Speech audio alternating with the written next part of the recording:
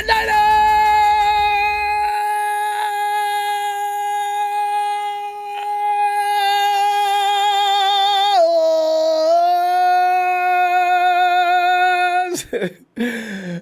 how you doing tonight? I know, right? I'm the guy that says, you know, guys, I got to start getting here earlier, and we're getting worse, aren't we? It'll improve. It'll improve. It's off season. We can be a little laid back a little bit. Want to welcome Mike. I was just talking to production. We said, you know what? Every year, the first game we're going to have in the upcoming season, there's always representation that comes all over to let us know that we are going to get beat. Is Don Burr over? Don Burr was last. We started last year with Detroit, right? Was that Detroit last year? Don Burr. When did we meet Don Burr? It's been a year yet, right? And now we got Mike, who's actually threatening us with a loss on week 1. Go ahead, Mike. You know, I look forward to this because, Mike, the thing is, it's good luck. Every year we've had representation of the first team we're going to play on the schedule that comes on over and just really gets all over us. And then we get to say goodbye to them. Or in some cases, they hang out like Don Burr. And, Mike, no matter what happens on week 1, please, Mike, don't be a stranger afterward. You can call in now if you want to. I don't care. It's okay. I enjoy that. Now let's get down to business. The power of the people has prevailed. Question mark? Peter King of MMQB has opened up that Mac Jones versus Trey Lance 49ers can of worms again. You know Big Show is loving this, right? Big Show! coming down your way.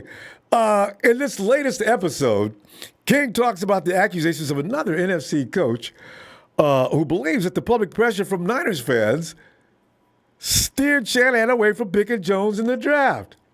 Tonight, taking your phone calls after we go over some of the details of Peter King's further investigations and those of an NFC coach who believes Niners fans changed Shanahan's 2021 first-round draft pick choice, which is hilarious. I can't. They're still running that game. I just understand. I thought it was put to bed already, and Shanahan and Lynch. But there's some things that are really sparkling that are just now being also rehashed, which is amazing because you and I both know. You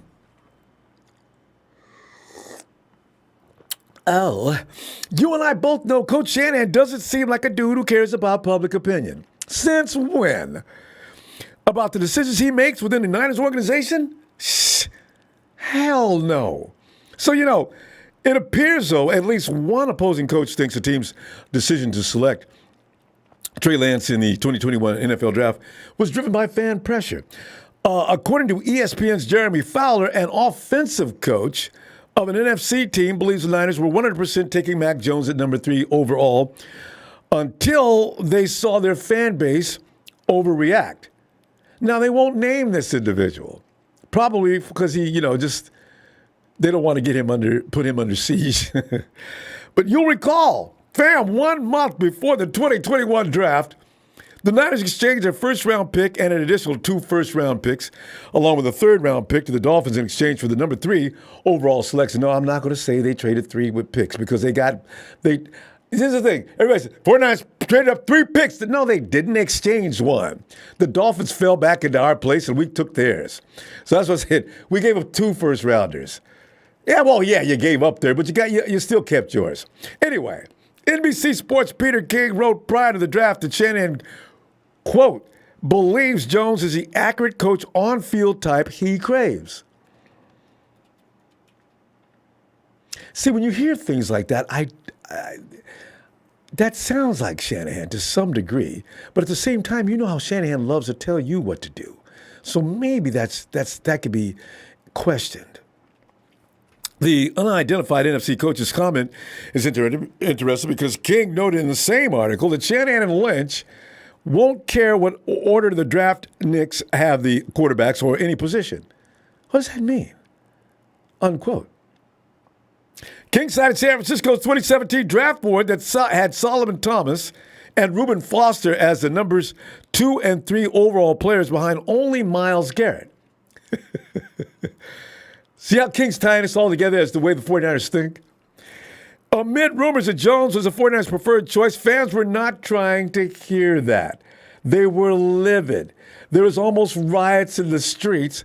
Had there been any possible move, any thoughts, if Shanahan would have made one statement that indicated that he was leaning toward Jones, the man might have been killed in his sleep. Except by show had that pick the whole time. In September, ESPN's Adam Schefter reported, quote, one of the many reasons San Francisco made the move, the belief that the New England Patriots could trade up to number 3 to draft Jones.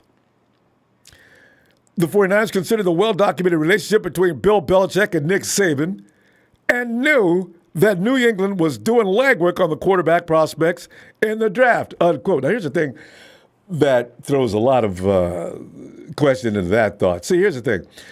You don't need to trade up that high to get Mac Jones. I guess, well, the 49ers, I don't know. That to me doesn't follow. You know, the Patriots, they got him when they wanted to, and they could have waited a couple more spots, most likely. So that doesn't fold. So that means the 49ers spent all them pad draft picks that they wanted Mac Jones for nothing. It would have been that. You'll also remember that Shanahan and Lynch seemed to take pleasure in keeping which quarterback they preferred a closely guarded secret. But do you also remember, per Matt Mayoko of NBC Sports Bay Area, neither Lynch nor Shanahan explicitly told the other which quarterback they preferred 6 days before the draft? I had no knowledge of that. I thought they were working together the whole time. They knew what the other one was talking about or what the decision was being made 6 days before the draft? Interesting. Lynch said he told Shanahan the decision would be up to him. Shanahan eventually told him Monday, 3 days before the first round. What was he thinking about? What the hell was he thinking about? Why did it take him so long? So there was some conflict in Kyle's mind by just that alone as to what direction he wanted to take.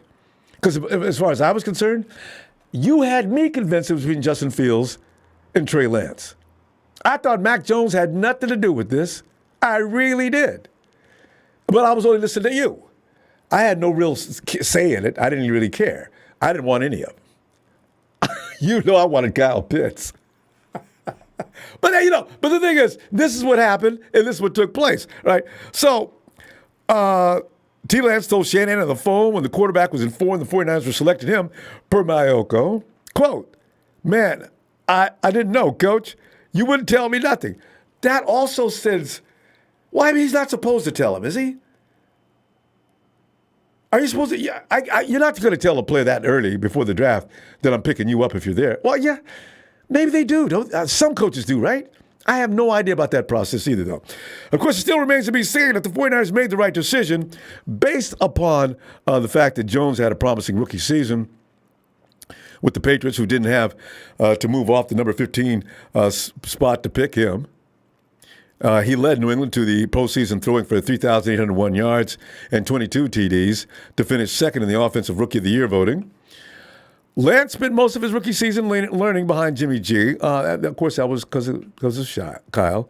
And then there's other reasons that people have, but I'm not going to go into those. TL did show promise with 603 passing yards, 168 rushing yards, and accounted for 6 TDs in 6 games, 2 starts. But as this story unfolds, fam, where does your thinking go from here? And is this story just more to do about nothing? And is the media starting to add gravy to this, just to add to the context of it all, just to gain conversation? I'm a little confused. There were some things in there that I didn't. They waited till a couple of minutes before the draft to tell each other about what they were going to do. I thought they knew what they were going to do together the whole time. So there was something going on between that. And remember, the story came out at one point. Kyle Shanahan is having to be convinced to lean away from Mac Jones and go toward Trey Lance. And I thought, come on, no, he isn't. Kyle knows what he wants. He wants Lance. Okay, I'm going to go along with that. I did. Mac Jones, I was so convinced that Mac Jones was absolutely not going to be picked. And I did think it was between Lance and, of course, Justin. But, Sirs, hey, sirs, Ronbo, I'm ready for night of football. Broncos versus 49ers Super Bowl on the horizon. Sirs, good to hear from you again, fam. Thanks for that contribution. Rakeem, it's Rakeem time. How's the kids, Rakeem? He says, Ronbo, how are you, brother? Wanted to say sup, and can I get a shout out? Always get a shout out. King, what's up, fam? Yeah, let's jump right on this one because this is hilarious, man. Because the thing is, we're pretty soon we'll have games. We don't have to be talking about this anymore. But it's hilarious how they just rehash this stuff. And I said, damn, really? Dre, have we not heard of from a few days? Dre, come on in, man. What up, Ron? What up, Ronbo? Dre, can you lower the volume behind you because it's drowning you out a little bit? No, I have to walk into the room. That's what happened. Okay. Yeah. Yeah, Dre, here comes Peter King and an unnamed NFC coach. I just, did you see this? Did you feel this? Did you know all of your, what did you think? I haven't seen none of it. I mean, really, what I feel is like jealous. You know what I'm saying? Jealous of what? For what reason? The NFC coach? I mean, you see the potential. You see the potential. You see it there, and you know he got Kyle Shanahan. You got a play calling guru. You mix together talent. Don't matter. You see what he did with Jimmy Cap. Not that Jimmy was a poor quarterback. He was a damn good when he was a game manager. But I'll argue with that one all day. Jimmy G ain't nobody's game manager. Game managers don't throw in INTs and into 6-inch windows. But go ahead. Not every quarterback throws. Let's get this straight. If anybody's bashing Jimmy because he threw an interception, start bashing Trey now. Just get this shit out the way. Sorry, because that happens. Get this shit out the way. He's a quarterback. That's like saying a position player on a baseball team don't strike out. Mm-hmm. You know that is go with the game. That makes it football. That's why there's a defense. But anyway, Ronbo. Get into your point though. But anyway, you know what I'm saying? You see what he did with Jimmy within those first 5 games when Jimmy was not scared to throw it down the field, nor scared to break off and run. When he was a fresh little tiny type, you know? Yeah. He showed. He balled in games he came in when he first got here. And that's the same thing I see with Trey. Somebody who you ain't afraid, you know what I'm saying, to go out there and ball out before an injury. It's taken from somebody who tore that ACL. After you tear that ACL, you're never the same. You're always handicapping that one injury. And then as time go on, you start handicapping other injuries plus that injury. So that's a mess. Yeah. So what I'm saying is, Trey, he ain't injured to Jimmy's magnitude. So he just fresh out there. Just slang it and run down the field, make it happen. And I feel that the rest of the league is quite jealous. Look at Justin Field in the position he in. Who he gonna throw to? You know, didn't one of their players from it was a bunch of players this year that dropped out. A bunch of players that were drafted. See, all the things that go on in the league gets overshadowed based off of the drama we create for ourselves. So therefore, we don't hear that some of the draft picks that got picked up this year from the AFC said, you know what, this is too much for me. Yeah, I think it was a Jaguar player and a Bears player, but I don't know who he's going to throw to. These are the rookies that came out in Trey Lance class. Zach Wilson? Yeah. I don't know what he's going to be. He looked like trash last year. Lawrence, he looked all right. He didn't look like, Mac Jones, he looked pretty decent. And for all those who feeling like he shouldn't have looked decent in his first year, look who the head coach is. Justin it's Fields. Like saying Trey Lance should look decent. Yeah, here's the thing, though. You know what I'm saying? Here's one thing I'm looking at, though. Jones did not have a great receiving crew. He had Kendrick. Who else? Mm-hmm. You know what? I look at this now as I look he had back on it. He had a couple players over there. They was nameless behaviors, but at the same time, a wide receiver, just because you're a nameless behavior in our organization does not mean you can't play. We, us as the faithful, we tend to overshadow. Just because you're not a big superstar, that means you can't play. No, but establish what we're talking about. Trey, my question is to anybody is this. Is Mac Jones as bad as you thought he was going to be? No, I never said that Mac Jones was. You're not one of those, okay? Because everybody thought Mac Jones was going to just come in and just turn the crap out in the middle of the field, and that's why we didn't want to be bothered with him, or some people didn't want to be bothered with him. Were you impressed with him at all? Yeah, I mean, Mac Jones, he was a good quarterback. He was very decisive where he placed the ball at in the whole shot. Him and Trey Lance got a lot of similarities when it comes down to being decisive.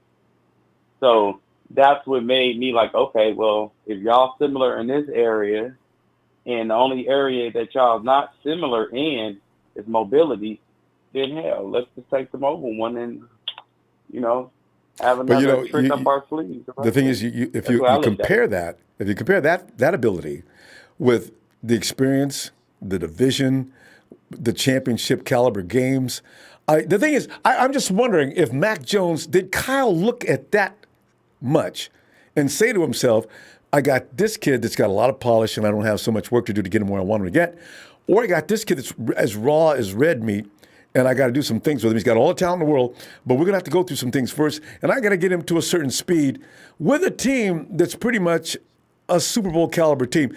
Knowing Kyle Shanahan as we know him, could that have been weighing heavy on his mind?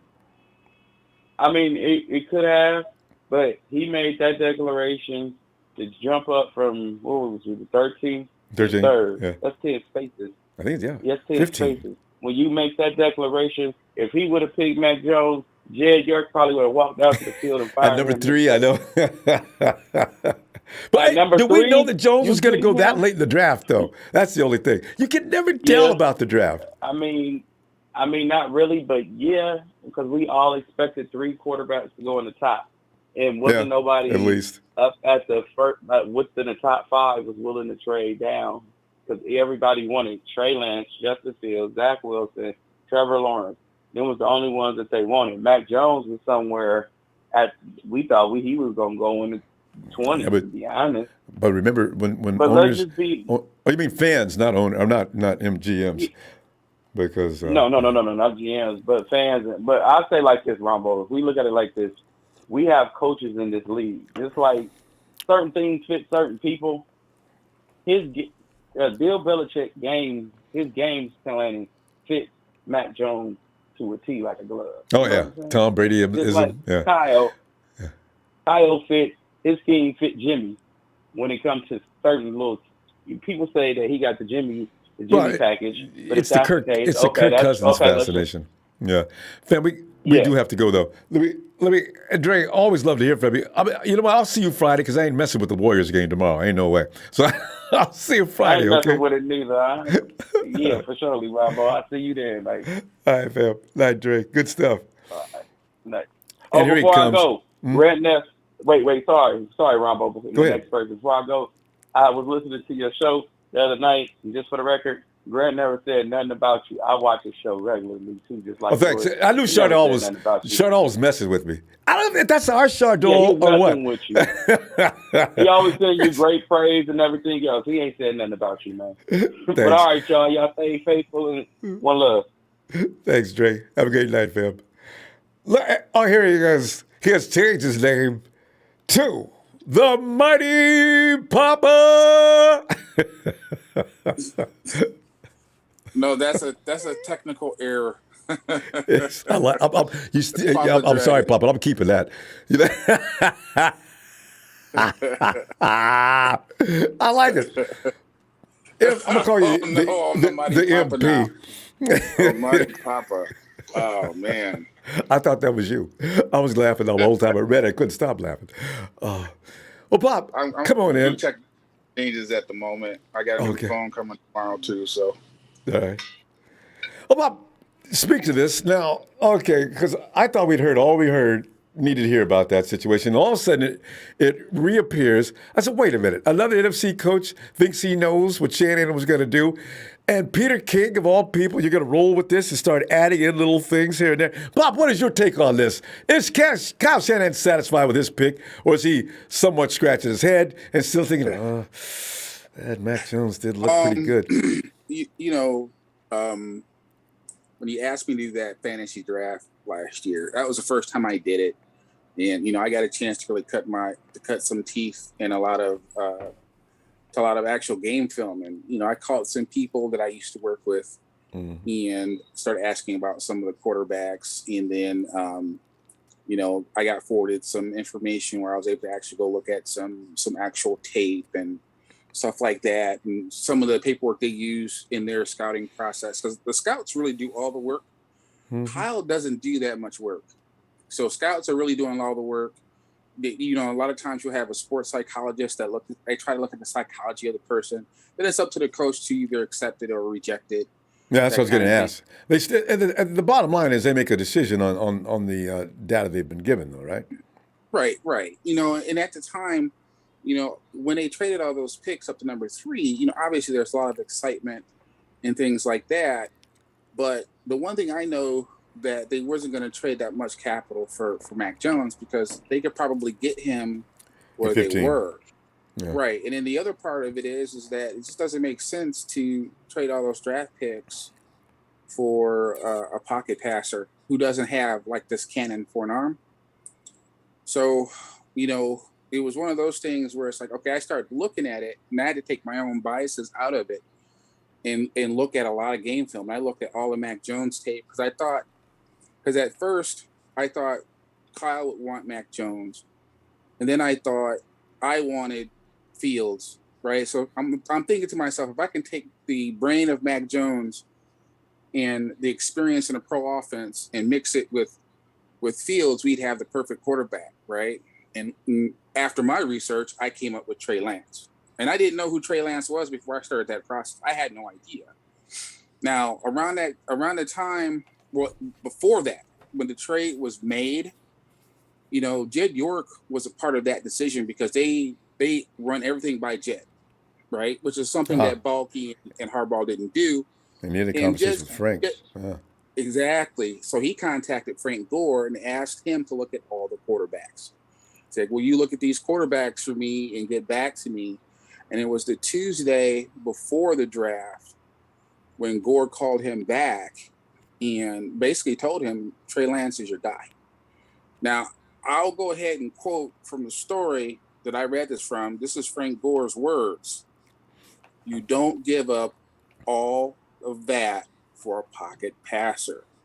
You give up all of that for a player who doesn't need the perfect play call, a player that can make plays outside of the system.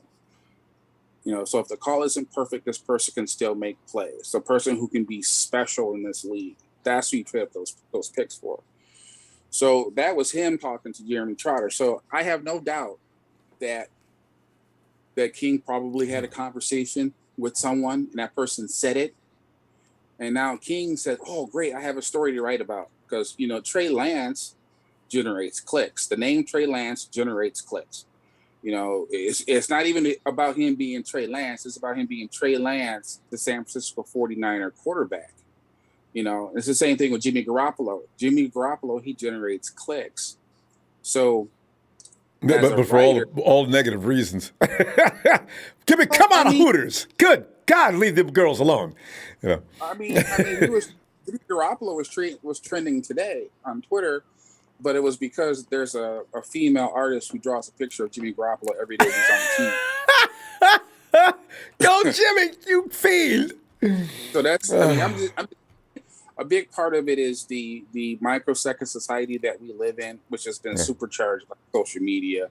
And like I say, people have conversations, they become stories and things like that. But rest assured, I have seen so many draft picks over the years.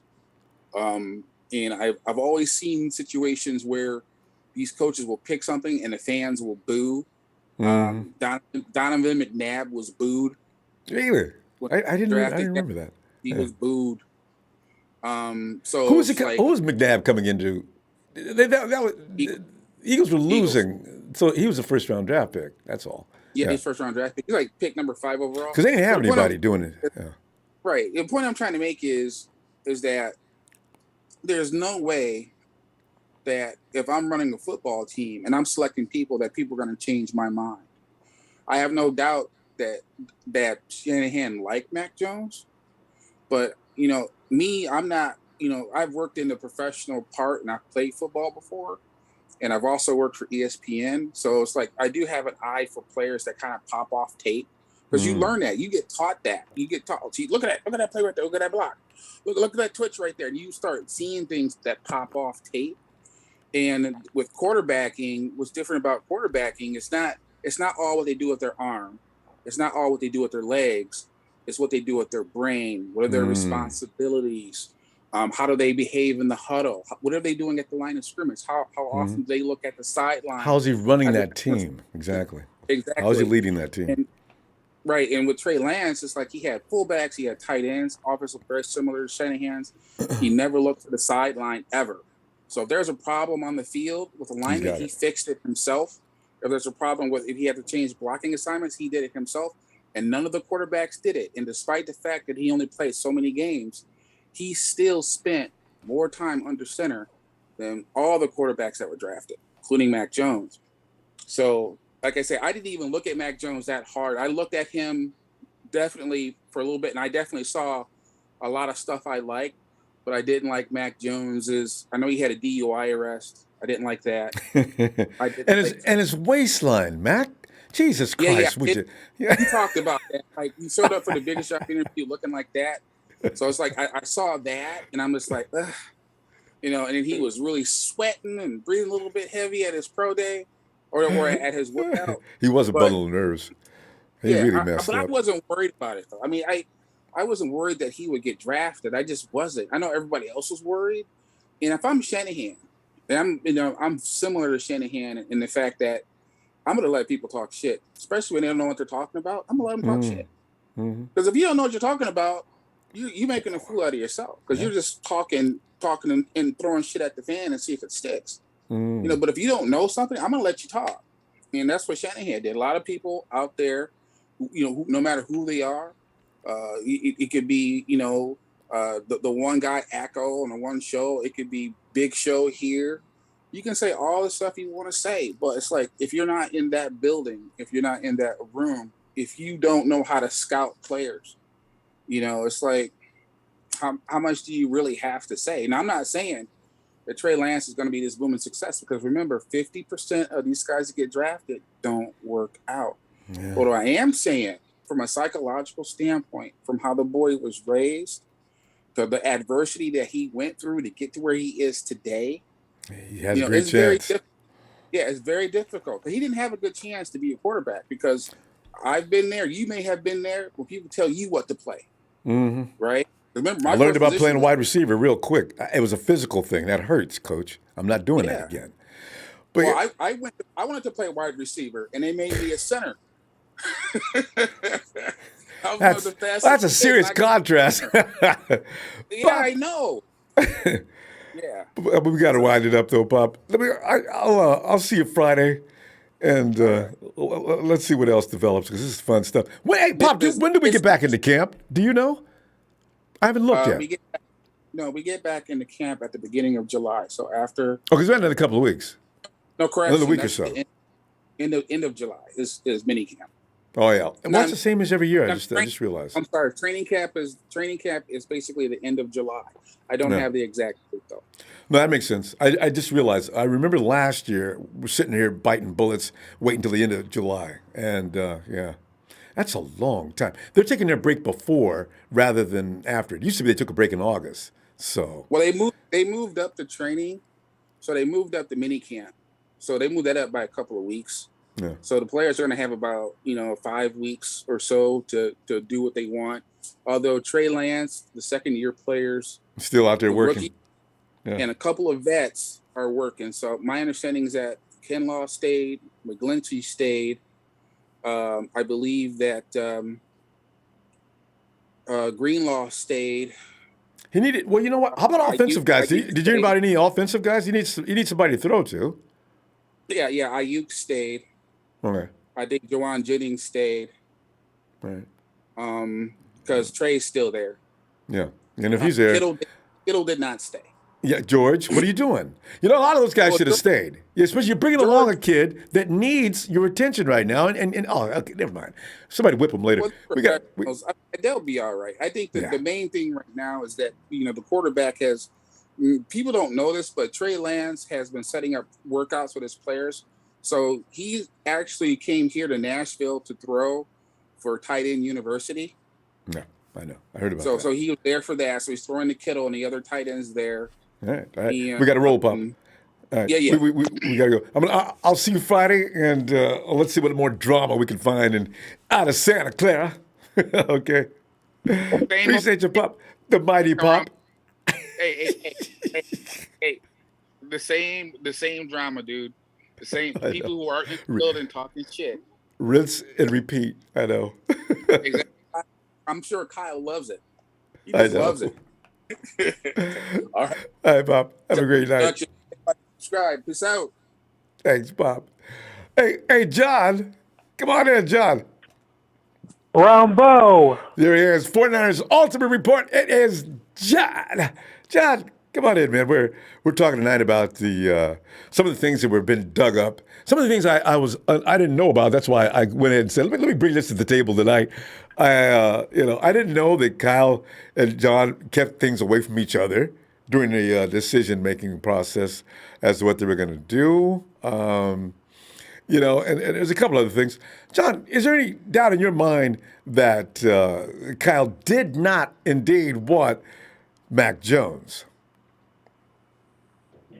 The first thing, that I want to say is that something in my gut told me that, Kyle and John, have, their own agendas, even though it looks good on the surface. And I think over a year ago, I tried to tell you, Rumble, that even though on the surface, it looks, like they're, peaches and cream and harmony. Yeah. Because again, we do not know what happens in that building. We're able to see just a little glimpse of it. And probably during the draft process when they traded up, I believe that they did not know what they were going to do at that number 3 pick. I agree. I'll bet you're right. Yeah. I'll bet you're right. Yeah. The second thing, after they traded up, the scout team, those who are trying to see who they're going to draft, were already looking at all 3 quarterbacks, and basically everyone knew Trevor Lawrence was going to be off the board in the first pick, and then Zach Wilson was Robert Saleh and company. Yeah, they had him wrapped up. Yeah. So then they had to look at Justin Fields, Mac Jones, and Trey Lance. So the media, just like the media loves to do, Chris Sims, I'm best friends with Kyle. He wants Mac Jones, and when he's selling it, Chris was selling that hard. Yeah. So basically, everybody was saying, like I was listening to Colin Cowherd, I was listening to NBC Sports, I was listening to CBS, I was listening to everybody. Mac Jones. I remember Mel Kiper. I remember he had the nerve to say, if I was drafting number 3, I would take Justin Fields, but because Kyle, is a boneheaded, and he said it on TV, he's going to take Mac Jones. And Mel Kiper was just giving Kyle a hard time, saying, because you are hot-headed, yada, yada, making excuses and blaming Kyle why he didn't want to put Justin Fields. And everybody wanted to put Justin Fields, but then that's how the media works. So that's just the media side of it. So, I think at the last minute, I think the scouts, they did their job. They said, Trey Lance is the guy. We think he fits your offense. We think he fits your system.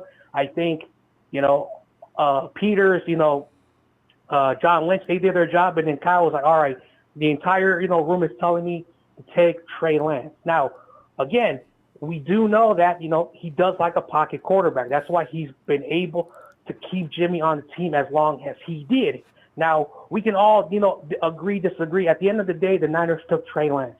He's the future of the team, and they have to ride with that decision for as many years as possible. And if we see Trey Lance in the next 3-4 years down the road, if he's the same thing as Jimmy Garoppolo, just the guy who just is going to ride that train with the offense, then, again, they have to live with that decision. So at the end of the day, there's nothing to talk about with the media, and they're still trying to, stir the pot when it comes to Mac Jones. At the end of the day, I personally, and just my opinion, I didn't think it made sense to bring in another Jimmy Garoppolo-like quarterback if they're going to move away from a Jimmy Garoppolo-like quarterback. That's why I said I personally thought Justin Fields, because Kyle, you saw what he did this offseason. He brought in Anthony Lynn, worked for, what is that? D'Amico Ryans, his coordinator.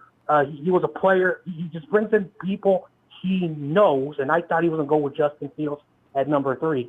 But that's what I have to say about that. Mm. Yeah, the thing is, though, picture yourself. If there's something you do enjoy doing or appreciate and like, and pretty much based all you do off of, and you've been to the Super Bowl, you've won a lot of games, is it a thing that you just all automatically just assume that if I change up, I'm going to do better? This is the thing that a lot of people really believe in. I'm still of the mind that if I've had success with this, if I switch it, I don't know what's going to happen. Is it going to work or not? Because, when I had Cousins, I did this. When I had Jimmy, we've went a long way. The thing is, I don't know that Kyle wants his quarterback doing all the heavy lifting to begin with. And I still think it's going to incorporate a team concept. He's not going to want a Tom Brady out there, but he's going to want a guy that facilitates his offense because it's his offense. Shannon's got an ego to go along with his expertise, and he really believes in himself. And this is, and the thing is, this is an offense that goes back to the 80s when his dad developed it, and Shanahan actually modified it to his taste and also for the modern times. So this is why I'm saying that theory about just switch it because I already have had a pocket passer and I have failed, but you failed the highest level in football. So that's why I say this is really kind of an interesting concept, the whole thing about switch from a pocket passer after all these years onto a guy who can run around. This is why I still think Shanahan may have struggled with that decision. Mm-hmm. And if it was really going to be Mac Jones, we saw Mac Jones fall down to the Patriots. We saw Bill Belichick and the general manager follow the 49ers. They went to Justin Fields, Trey Lance. They followed him. And Bill Belichick was probably, you know what? These guys are going to struggle with the decision. We're going to stay put and wait for whatever quarterback goes down. Probably. And I think, and because Bill Belichick is so that old school, because I speak to New York Giants fans, and they tell me he goes back to the Bill Parcells tree. He's so old school. He wants pocket passing quarterbacks. That's why he was really happy to stay put, and he got his quarterback. So the 49ers could just wait at 12 and drafted him if Kyle really wanted him there. Also, Trey Lance was going to fall down. Justin Fields fell down to the Giants, and then the Bears jumped up and got him. So, I think that Keep in mind, the though, Niners, John, keep in mind, the 49ers, it seems there's a story going around that the 49ers were concerned that Belichick was indeed going to get Jones at 3. So I don't understand how that works. And how does that connect to 49ers? This is still the mystery to me. So things are very strange. Yeah, and at the end of the day, we don't know. Like I remember the week before the draft, he said, Kyle said, and I don't know if he was just, playing the media, I want a Lamar Jackson quarterback with the Drew Brees arm. So, See, that's nothing makes why. sense when it comes out of his mouth. Exactly, because Kyle does not ever, and I mean ever, expose his hand.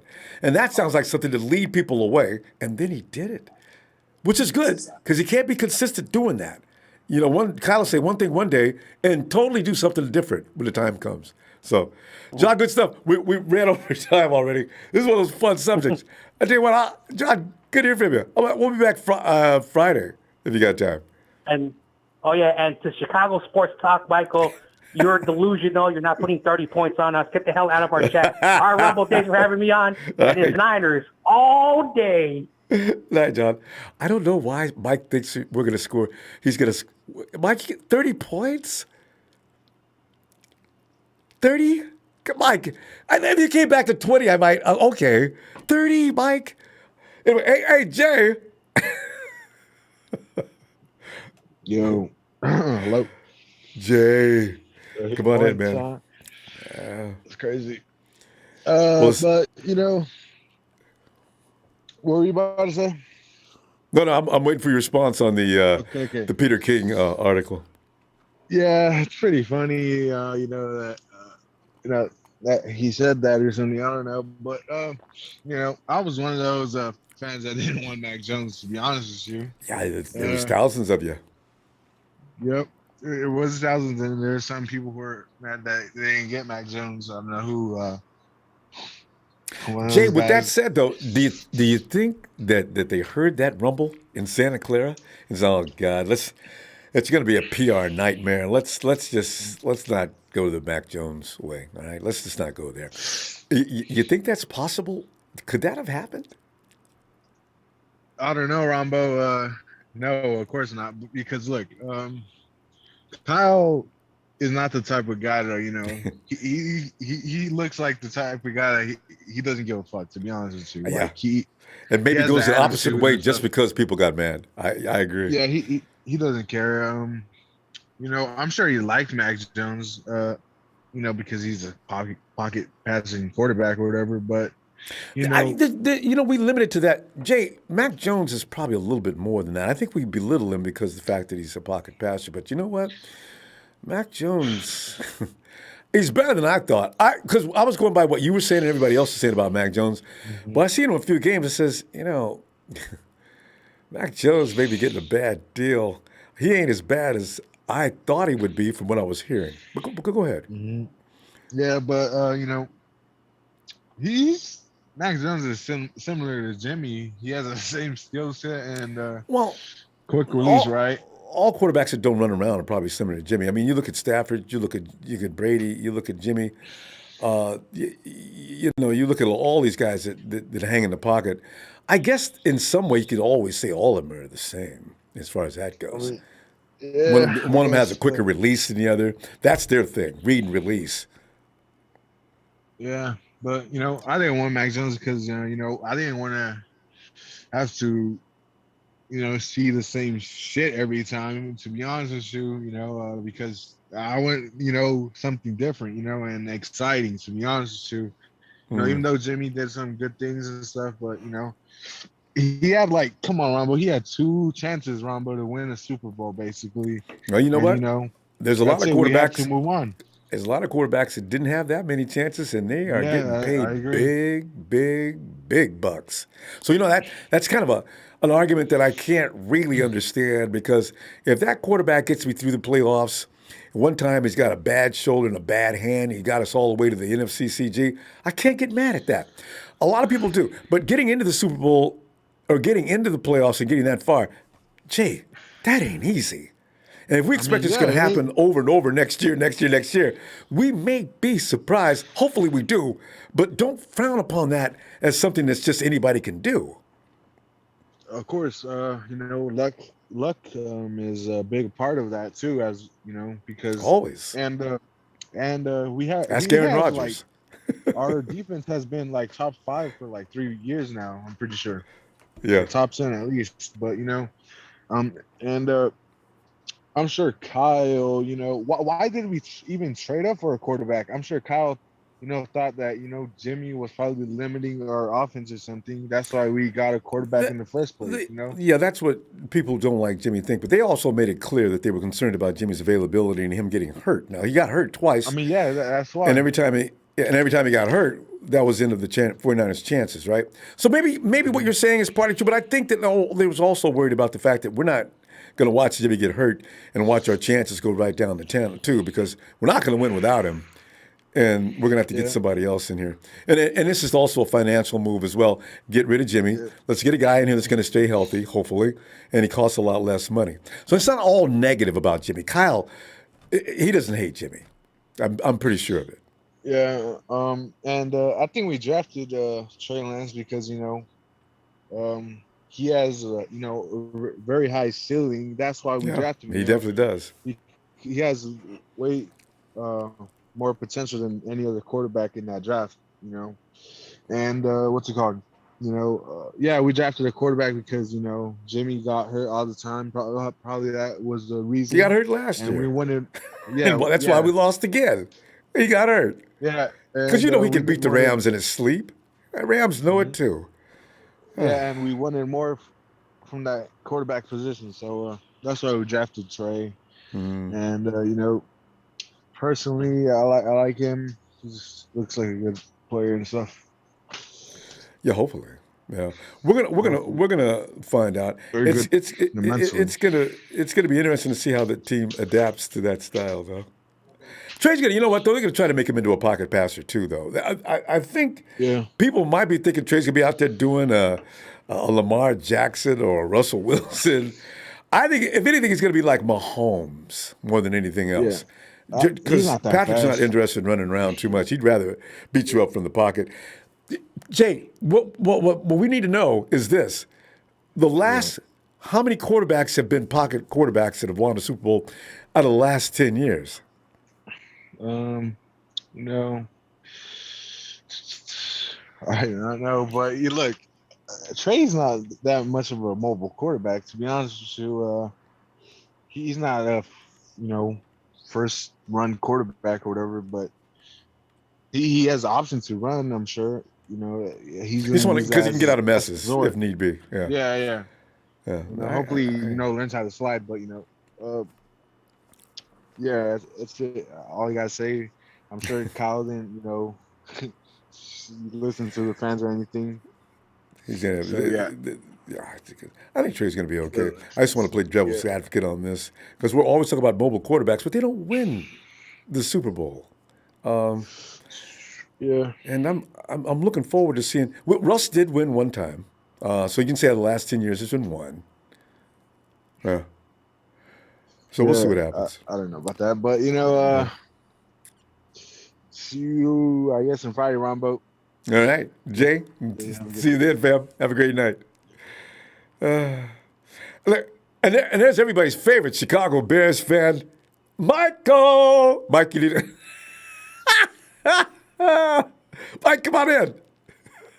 Ladies and gentlemen, my name is Chicago Sports Talk Michael, and I am the advocate for the Chicago Bears. Had to do that. So I wasn't even paying attention, and apparently John Jay, known as 49ers Ultimate Report, called, and I wasn't paying attention, so he called me listen, like, listen, John Jay, I respect you, dude, but however, I'm not going to take that lightly. At the end of the day, it will not be 49ers all day. It will be Bears all day. Mike, you've told us about that you're going to win that first game. Now, Mike, break it down. Now, what are the 49ers going to do wrong? What are the Bears going to do right? How's that going to come out? What's going to be the gap? You're going to score 30 points. Now, we got that established. What are the Niners? That defense is going to hold the Niners down to what point level? So don't get me wrong, it's going to be a close game. I'm not going to be dumb and delusional. Like Don Burr said that you guys were going to only put up 3 points. I actually have us winning by a touchdown. Okay, that's a lot. That's 7 points. All right. So so you're saying it's going to be 30-23 or something like that? 31. Yeah, I'll give us like an extra point because, extra points are easy. So. All right. Now you've got a good run game. Is that some of the reason behind your thinking? I mean, you believe your run game is going to be able to execute pretty well against us as well as facilitate that passing game?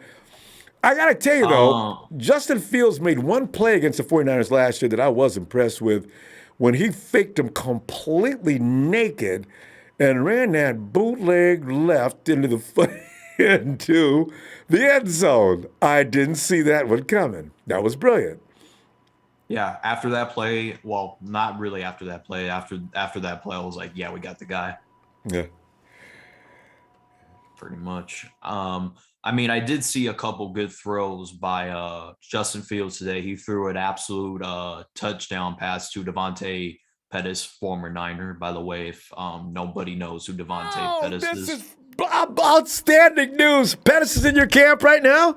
Good. Yes. God, he'd love to be there for opening day. You know what, though? You got a player now. I'm not sure where his mind is. Does he really want to play football or what? That's the thing about Dante. But he threw a shot. Was it deep downfield? Yep. Yeah. Pettis is a good deep threat, actually. Jimmy's first touchdown was against Pettis, against the Vikings, and Pettis was in the back of the end zone. Jimmy was somewhere near midfield, and Pettis hauled it in. He threw that ball past Garcon, and there was Pettis making a great catch. I said, hey, we got her. Oh, we got her. I thought Pettis was awesome. And from there, he proceeded to become fearful, decline, and that was the end of that. So, I don't know. I mean, he did become a free agent, signed with the Giants. I saw a couple tapes. He was solid with the Giants when he was healthy, and now he's currently a Chicago Bear. And we signed him after To the next camp. Yeah, pretty much. We signed him after the 49 before we were announced that the 49ers were going to be our week 1 opponent, and everybody's saying, "Oh, what's going to happen? Is Devontae Pettis going to go off?" I mean, I'm not going to say that he will, because I think ultimately our receiver Mooney will probably have the most receiving yards, and Monty always is going to have the most rushing yards. But for Fields, I feel like he has evolved lately, because he's been in the game, he's been in these situations before. But as for Trey, he's only had 2 starts. As for Fields, pretty much it. As your offensive line, would you say your offensive line has done enough? Have the Bears done enough to give Justin a little protection? Last year, first few weeks, Justin had set a record for getting sacked. Some of those vicious hits were like really scary. Yeah, I mean, that was a huge problem. I think we addressed that very well in the offseason by getting Lucas Patricks, having Tevin Jenkins and Larry Bourne be the right and left guard. Cody Whitehair will always be the right guard. As for that left guard position, it is still not late to sign somebody. There's still a couple of free agents on the market. So I'm not really too worried about that spot. I'm not really too worried about the offensive line a little bit. Well, I got nothing to say about Justin. He, like you're saying, he's went through lumps and bruises. He probably learned a lot from that, and the game may have slowed down for him a little more than it was at the beginning of the season. So you've got a solid quarterback. He came in with he was a child of great expectation when he first came in, and like you say, Nagy's not the kind of coaches that you want to have to depend on. So maybe it could be a good game.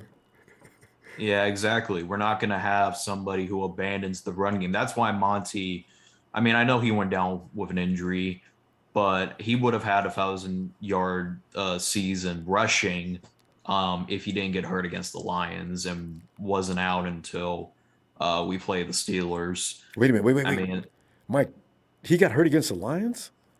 Yeah, he got hurt against the Lions. Oh, no. I never heard about this, though.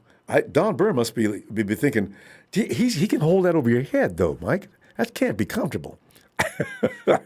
Yeah, but don't worry. When Monty is healthy, he is a top 10 running back, hands down. Everybody keeps sleeping on Montgomery, but I've seen his film. No, I know pretty much. He can play. We're gonna have to go though, Mike. Don Burr is already in the chat, so you might want to go get him. He's working you. And, all right, my son. All right, for the 49ers, I apologize. My son is acting out of line. As always, it is not Niners all day. It is Bears all day, John Jay. Pipe bomb. All right, good night. And he drops the mic. Good night, Mike. Let us bring in from the blue waters of Hawaii. Here's that smile in your day. Tony Nagatani. Tony, get in here, man. Aloha, Ronbo. Aloha, Tony. Well, Tony, it's interesting to see that, and the media's always going to put spins on things for fun and entertainment. But can you imagine, as fans, we've actually decidedly maybe have the fate of the future of the 49ers? I mean, Tony, do you see any reason to eat that story up? So it was a very interesting offseason going into 2020 when we drafted Trey Lance, all of Yes. that. Yes. I mean, one thing is very clear to me is that the quarterback's coach, who is no longer with the 49ers, really liked Mac Jones. And Scangarello? He kind of had, Scangarello. And he had the loose lips, and so he was validating the stories left and right to the point where Matt Mayoko began to, believe them as well. And if Matt Mayoko believes something, then that's a pretty good source because he's so close to the team. And the Niners should have had good conversations about the top 5 or 6 quarterbacks in that draft, even before they traded up. And the trade up is what makes the entire story about Kyle Shanahan wanting Mac Jones to be difficult for me to swallow. Yeah. Because they gave up so much draft capital, as you pointed out, for a guy that the Niners could have very well had at 12, who ended up going number 15 overall to the New England Patriots. If they wanted Mac Jones, I'm pretty sure they knew they weren't going to need to trade up to get him and give up all that capital.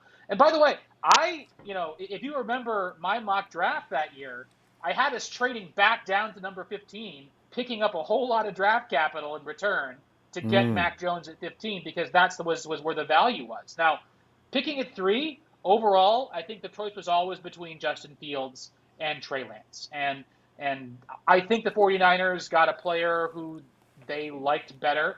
And ultimately, this year is going to be the proof of the pudding for how Trey Lance versus Justin Fields is going to go. And I'm really excited to actually watch that matchup. But I think this is a good story for Peter King. I think there was enough smoke around the story that it warranted a comeback because even a journalist like Matt Mayoko bought into the Mac Jones hype. And Schefter bought into the Mac Jones stuff. Oh, everybody. So yes. Except for maybe a couple of journalists out there known may have went another way. But Tony, you shed that was a great point about Scangarello. I forgot. Scangarello was animate about that. I just realized. I just remembered that. Yep. And I don't know about the inner workings of the 49ers. I am just a fan. But the way, Scangarello was brought in to be the quarterback's coach to dumb the game down for Jimmy, to make it easier for him to call plays and for him to get through his reads. And he did that very well when Jimmy had like a month to prepare in that amazing, season at the end there when he went 5-0, which is what the high point of Jimmy Garoppolo's career as a 49er should be remembered for, was that sense of hope that we got from those performances before he tore his ACL. Yes. Things just didn't really work out for him, and it was all because of injury. At the end of the day, that's the reason why we're in the situation we're in right now, is that he couldn't stay healthy. And I will say this, looking at the way things have gone from there, if the Niners didn't trade up, and if they had stood pat at 12 and picked Mac Jones at number 12 overall, that would have been a smart decision. We'd be looking at a second season of Mac Jones on the bench. And if that was the narrative, and if that is what happened, no one would be, that wouldn't be a scandalous thing. Everyone would be happy with that because it would be, we were letting Jimmy Garoppolo's contract expire naturally. We have the rookie quarterback and we have more first-round draft picks going into these next couple of years to do with, So, hindsight's always 20/20. I am glad that we took Trey Lance, though, because the value that we gave up to pick at 3, you want a guy with more physical, athletic upside, a higher ceiling physically than what Mac Jones offers. Even though, Mac Jones throws an amazing ball, a catchable football, and he did pretty darn well with Bill Belichick last year. I think his ceiling is Kirk Cousins at the end of the day. Mac Jones is Kirk Cousins, and that's not an insult. That's pretty darn good. Because Jones is pretty cerebral. But you know what? The thing about Scangarello, he had a checklist and I just that you reminded me of him. And Scangarello was all about battle testing. Have you been through this situation? Have you been through this situation? How'd you react during that? That was Scangarello's theories. Yep. Well, and look at Nate Sudfeld, right? Scangarello is the reason why Nate Sudfeld is the 49ers' backup quarterback, and he fits that pocket passer, do what you tell him sort of a mold. And it's, I mean, we'll see how good of a backup quarterback he is, I guess, this preseason. I'm a little underwhelmed with that, but Scangarello's gone, and I think there's a reason why Scangarello's gone. I think he had loose lips. He was trying to dictate through the media. I don't think the organization took too kindly to that. Yeah. And at the end of the day, they took the mobile, high athletic upside quarterback at number 3 overall. And I mean, I think there are plenty of reasons why Scangarello, in his mind, would prefer Mac Jones. But you look at the offense Scangarello has run. It's not like he went to Denver and lit the world on fire. Well, after 1 year, it was let go. Why couldn't Rich take Sudfeld with him is the only thing I ask. Well, you know what? At least we got Purdy. And I really do believe, Tony, that Purdy puts Sudfeld number 3 on the pecking order. Sudfeld's not. I mean, the guy's getting his ball batted down in OTAs. He's getting INTs and OTAs, Sudfeld? Yeah. Why? Yeah. The only thing I can think of is, Sudfeld is a quarterback who's used to being in the shadow of someone with a lot of superior athletic ability, with the whole Carson Wentz thing, and then has gone through some, communications upheaval, as it were, because of the way that, Peterson's career ended in Philadelphia. So he's kind of used to some weirdness, and being Trey Lance's backup quarterback is going to have some weirdness, and he's a veteran, and Purdy, Mr. Irrelevance, I'm glad the Niners took another quarterback. I am of the school that every year a team should be drafting a quarterback, a draft and develop backup quarterback prospect, because at some point, if you draft a quarterback over the course of 6 seasons, you're probably going to end up once out of 6 times finding someone who is valuable in a role for your team. So I'm glad the Niners are continuing to bring in more competition into that quarterback room. And Purdy was Mr. Irrelevant. Right, so every other team in the league passed on him until we picked him with the last pick of the draft. But Tony, I'm rooting for him, and I'm Nate Sudfeld. Sure. I've had enough of Nate. I really, please, Tony, we gotta go. And I'm glad you gave it, Tony, 2 days in a row with you. Get out of here. Are you serious? Delighted. Aloha, Ronbo. Appreciate that, Tony. Thanks for the platform. Take care. Thank you, Tony. See you Friday if you got time. Still pushing for more time for Tony time. All right. Night, fam. Here goes Tony. Hey, you got to have this, right? You've already had Michael, who came in and made Brian Culp very mad. And, of course, since we're on this particular subject matter, you've got to have, it's a big show. It's a big show on tonight.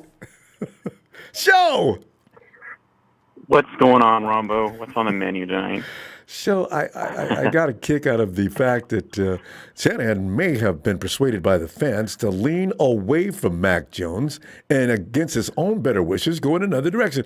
I laughed at that. I said, I got to bring this to the table. This is fun.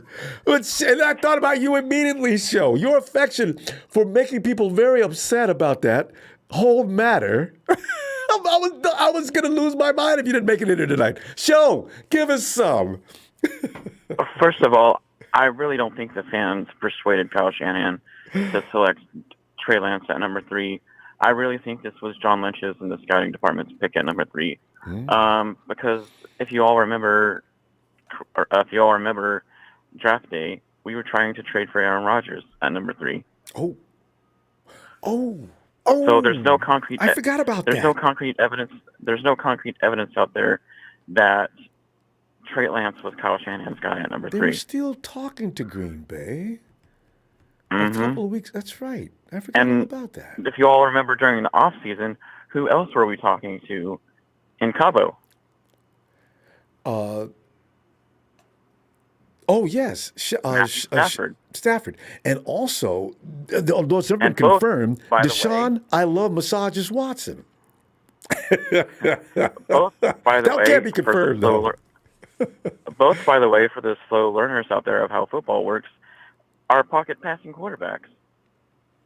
And if you try to trade for a pocket passing quarterback at number 3, then there's definitely a huge chance that Mac Jones was going to be selected at number 3. Because number 1, Papa Dragons and Tony, with all due respect, you're wrong. You do not stay pat at 12 to pick a quarterback. You have 31 other teams to worry about, and especially the quarterback-needy teams like the Patriots, who were down at 15.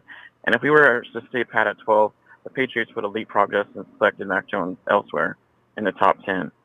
So there's no saying that Mac Jones would have been there at 12. There's no proof that Mac Jones would have been there at 12. You know what I mean? And also to add to that, you know that it's going to be Trevor Lawrence, Zach, and then who's next, and you want to be the one to make that choice as well. I want my choice, not the choice I'm left after that. Because I know you're not going to get Trevor because we can't go to number 1 because we'd have to give up the whole farm. We know we're not going to go to number 2 because Robert Saleh's already told us to back off. And then, And Tony made it sound like Scangarello got fired. He didn't get fired. He accepted an offensive coordinator position at the University of Kentucky, and that's when he started running his mouth about how some of the coaches on the field were unhappy about Trey Lance's development and things like that, and how he felt that Mac Jones was going to be the pick at 3 as well. And the reason why I stuck with Mac Jones at 3 is because of the history of the quarterbacks that Kyle Shanahan has coached, whom all didn't have the cannon for an arm. Kyle Shanahan ran the West Coast offense his whole entire coaching career and to this day, being head coach of the 49ers, and Mac Jones would have fit this offense to a T. And the whole idea of drafting a quarterback at 3 was to get off of Jimmy Garoppolo because he couldn't stay healthy. And Tony's wrong again, because Mac Jones would have outbeat Jimmy Garoppolo, or they would have got rid of Jimmy Garoppolo right away if we selected Mac Jones at 3. Or trade. Because he was the most pro-ready quarterback. Healthy. And then not only that, he was healthy. And they could have traded Jimmy because he was healthy, and Mac Jones would have taken like he took Cam Newton out, which I was shocked with. Interesting. And the kid threw for nearly 4,000 yards and made the Pro Bowl as an alternate his first year as a rookie, and was a leading rookie out of all quarterbacks with this completion percentage. So and he didn't have who's to say he would have sat on the bench with us still? And he didn't have a great wide receiver core because no, he didn't. Our guy from Arizona, he's looking like a bust. Remember we talked about him. N'Keal Harris. N'Keal. This dude is a physical specimen. I mean, somebody's physical. He's going to beat people up. And N'Keal is now something that some people are saying we should bring him over to San Francisco. No, we shouldn't. Let N'Keal go wherever N'Keal's going to go. And I honestly don't think Kyle was persuaded by the fans selecting Trey Lance. I personally felt that this is John and the scouting department's pick, because if you remember correctly too, that there was a huge disagreement between John and Kyle during draft time at who we should select at 3. And the scouting department and John wanted Trey Lance, and they were obviously in the media saying that Kyle really, really, really was head over heels over Mac Jones. And so, remember too, though. Remember Frank Gore got and then involved. There's only 2. Well, Jed York. Yeah, I don't believe Frank Gore got involved. I really don't think that's true. I mean, come on.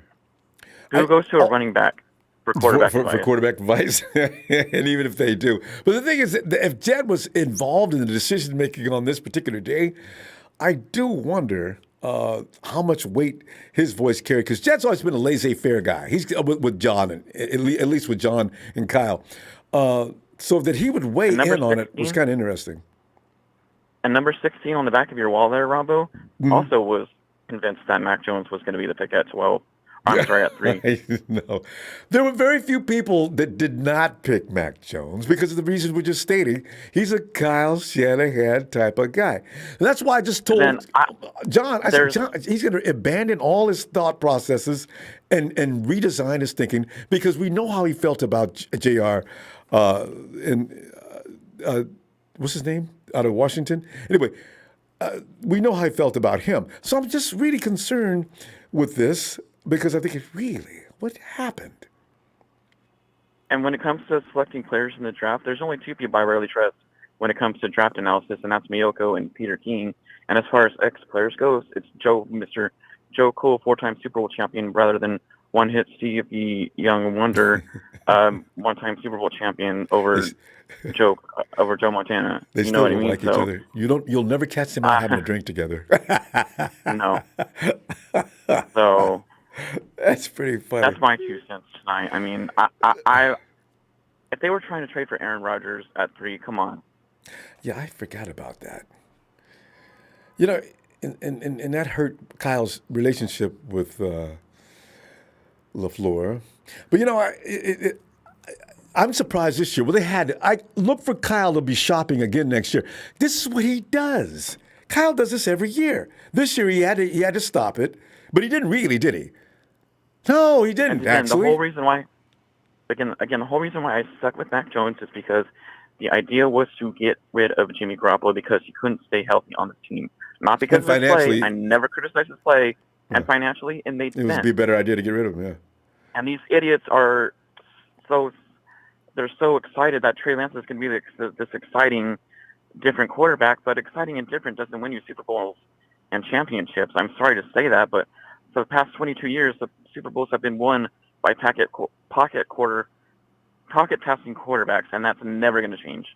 Well, Wilson did win the one year. Wilson's a one-hit wonder too. So yeah. So. Well, you know, we're going to find out because he's got to stay. You know what, though?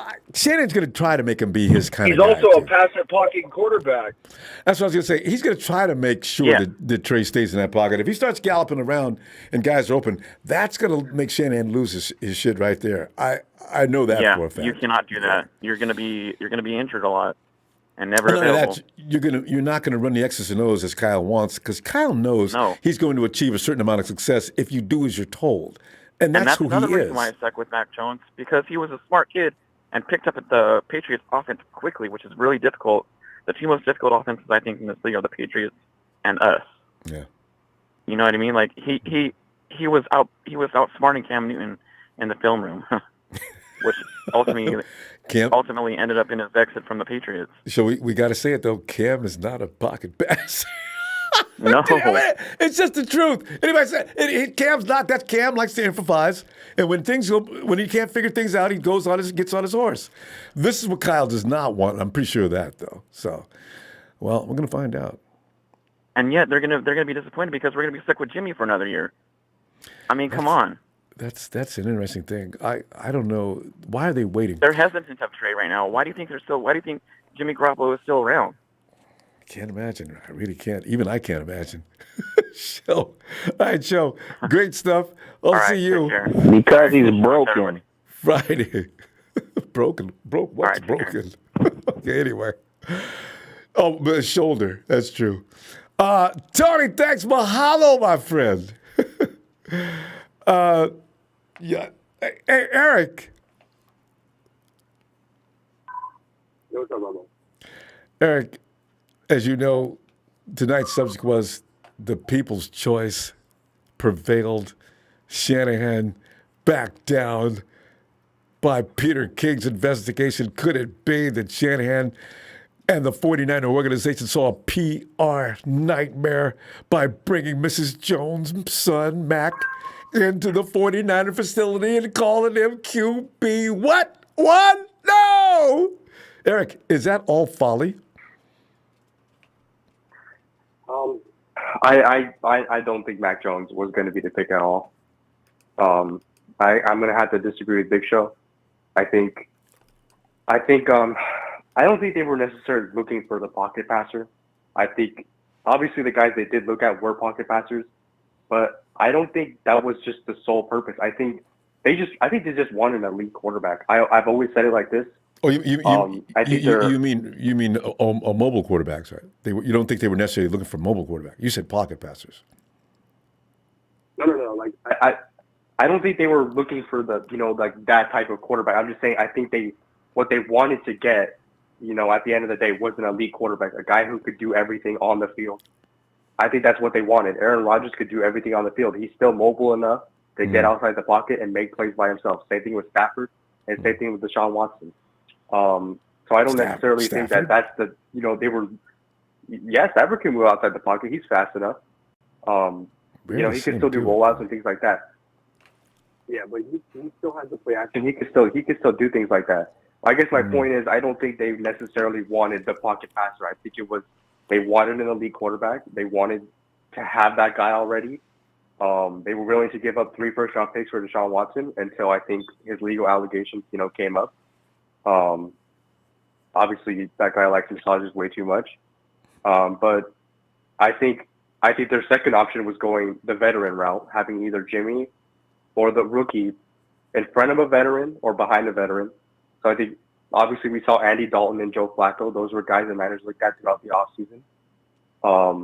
Obviously, those didn't work. I believe Andy Dalton went to the Cowboys for a pretty good amount of money. And I believe Joe Flacco went to the Jets, if I'm not mistaken. So I think those 2 options kind of went out the door. And then they kind of went the rookie route. And I think trading 3 first-round picks was to get all the way to 3 to see what they had at 3. It wasn't necessarily, let's just go there and pick Trey Lance.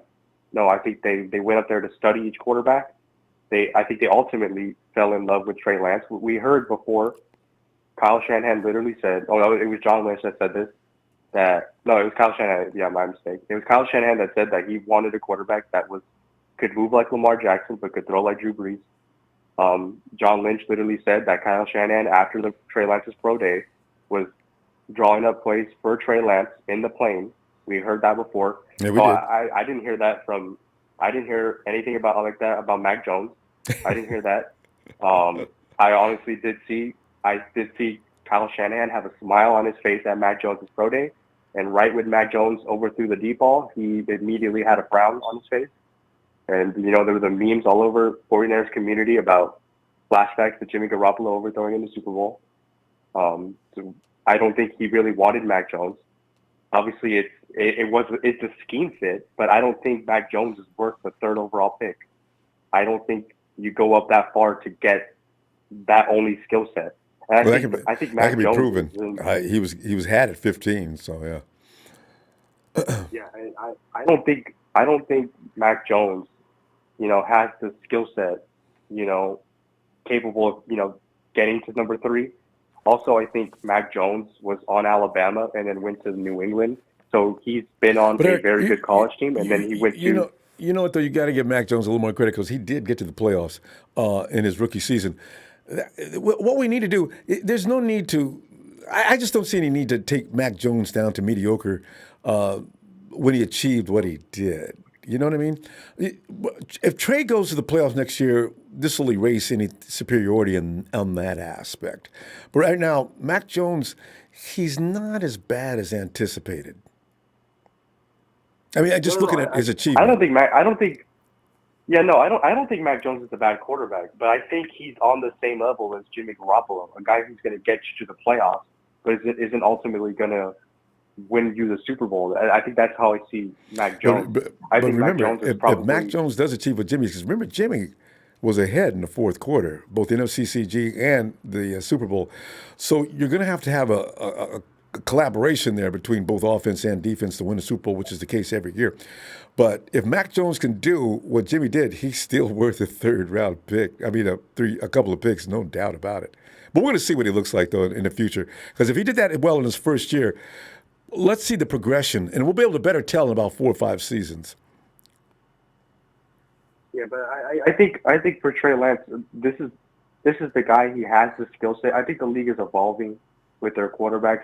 Most quarterbacks nowadays can move outside the pocket, make plays on their own. Obviously, Kyle Shanahan does not really want that, but I think he's willing to evolve. He's going to have to be willing to put that into his system, and not only that, but embrace it. Add that to your offense. Don't see it as a limitation, because I think we all know Kyle Shanahan did limit Jimmy Garoppolo in some aspects. He made Jimmy Garoppolo because contrary to popular belief, Jimmy's not a statue. Jimmy's like, he follows orders because he's too much of a soldier. But we've seen Jimmy move. He can move. He had the same movement as Aaron Rodgers when he first came to us. And then Kyle said, nope, stay in the pocket. and you do this, and this, and that's what Jimmy did, and everybody hated him afterward. Yeah, Kyle Shanahan's gonna have to be willing to let Trey Lance do what he does. He's gonna have to let Trey Lance, at the end of the day, I think, take over a game on his own. I think we'll have to see that for a couple games. I think if Kyle Shanahan, we've seen it before. This was their priority. I think during the offseason, their priority was to get a elite quarterback. That's why we saw them calling up the Packers to try to get Aaron Rodgers. Their priority was to get an elite quarterback. I think Trey Lance could end up being something like that, in a couple of years. So Kyle Shanahan's going to have to develop him in a certain way that, like they saw with Mahomes, it did take a year for Mahomes to get ready. Now it's Trey's time. He's going to have to get out there. Obviously, you don't want to make the comparison with, him and Mahomes. But yeah. At the end of the day, Josh Allen. I think that's a better comparison. Yeah. I don't think it's ever going to be Mahomes. Yeah. But Josh Allen, maybe. But you want to prepare them in the same type of way. Yeah. Obviously, you let them have the year. You let them have the year off like Mahomes, and you let them develop like Josh Allen. And I think ultimately what you're going to have is a top 10 quarterback that is going to get you to a Super Bowl. And the rules have changed that if Trey gets into a situation like poor Josh Allen did with Mahomes, they will not let the game end with whoever had the ball last. So that'd be awesome. Aaron, good stuff. Let's see you Friday, okay? Hi, Ronbo. All right, Catch you later. Catch you later. Night, Eric. Hey, yo, fly guy.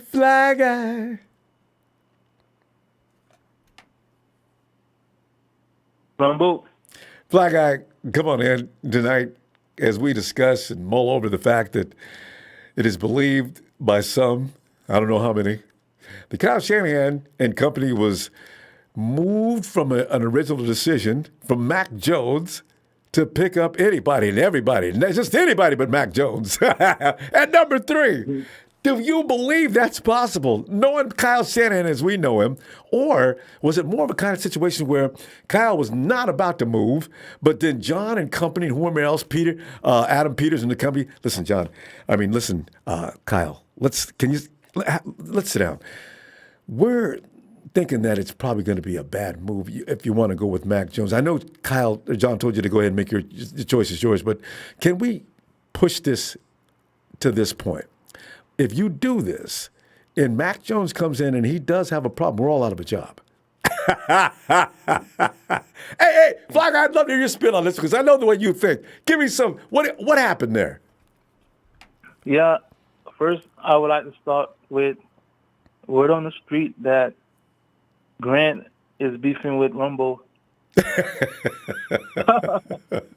Chardonn's in it. Was that somebody? That's not Chardon. That's somebody that likes Chardon, I think. Chardon would never say this. I don't believe it. I just found out from Dre and a couple other people that I watch Grant all the time. He never say anything like that. So I'm okay.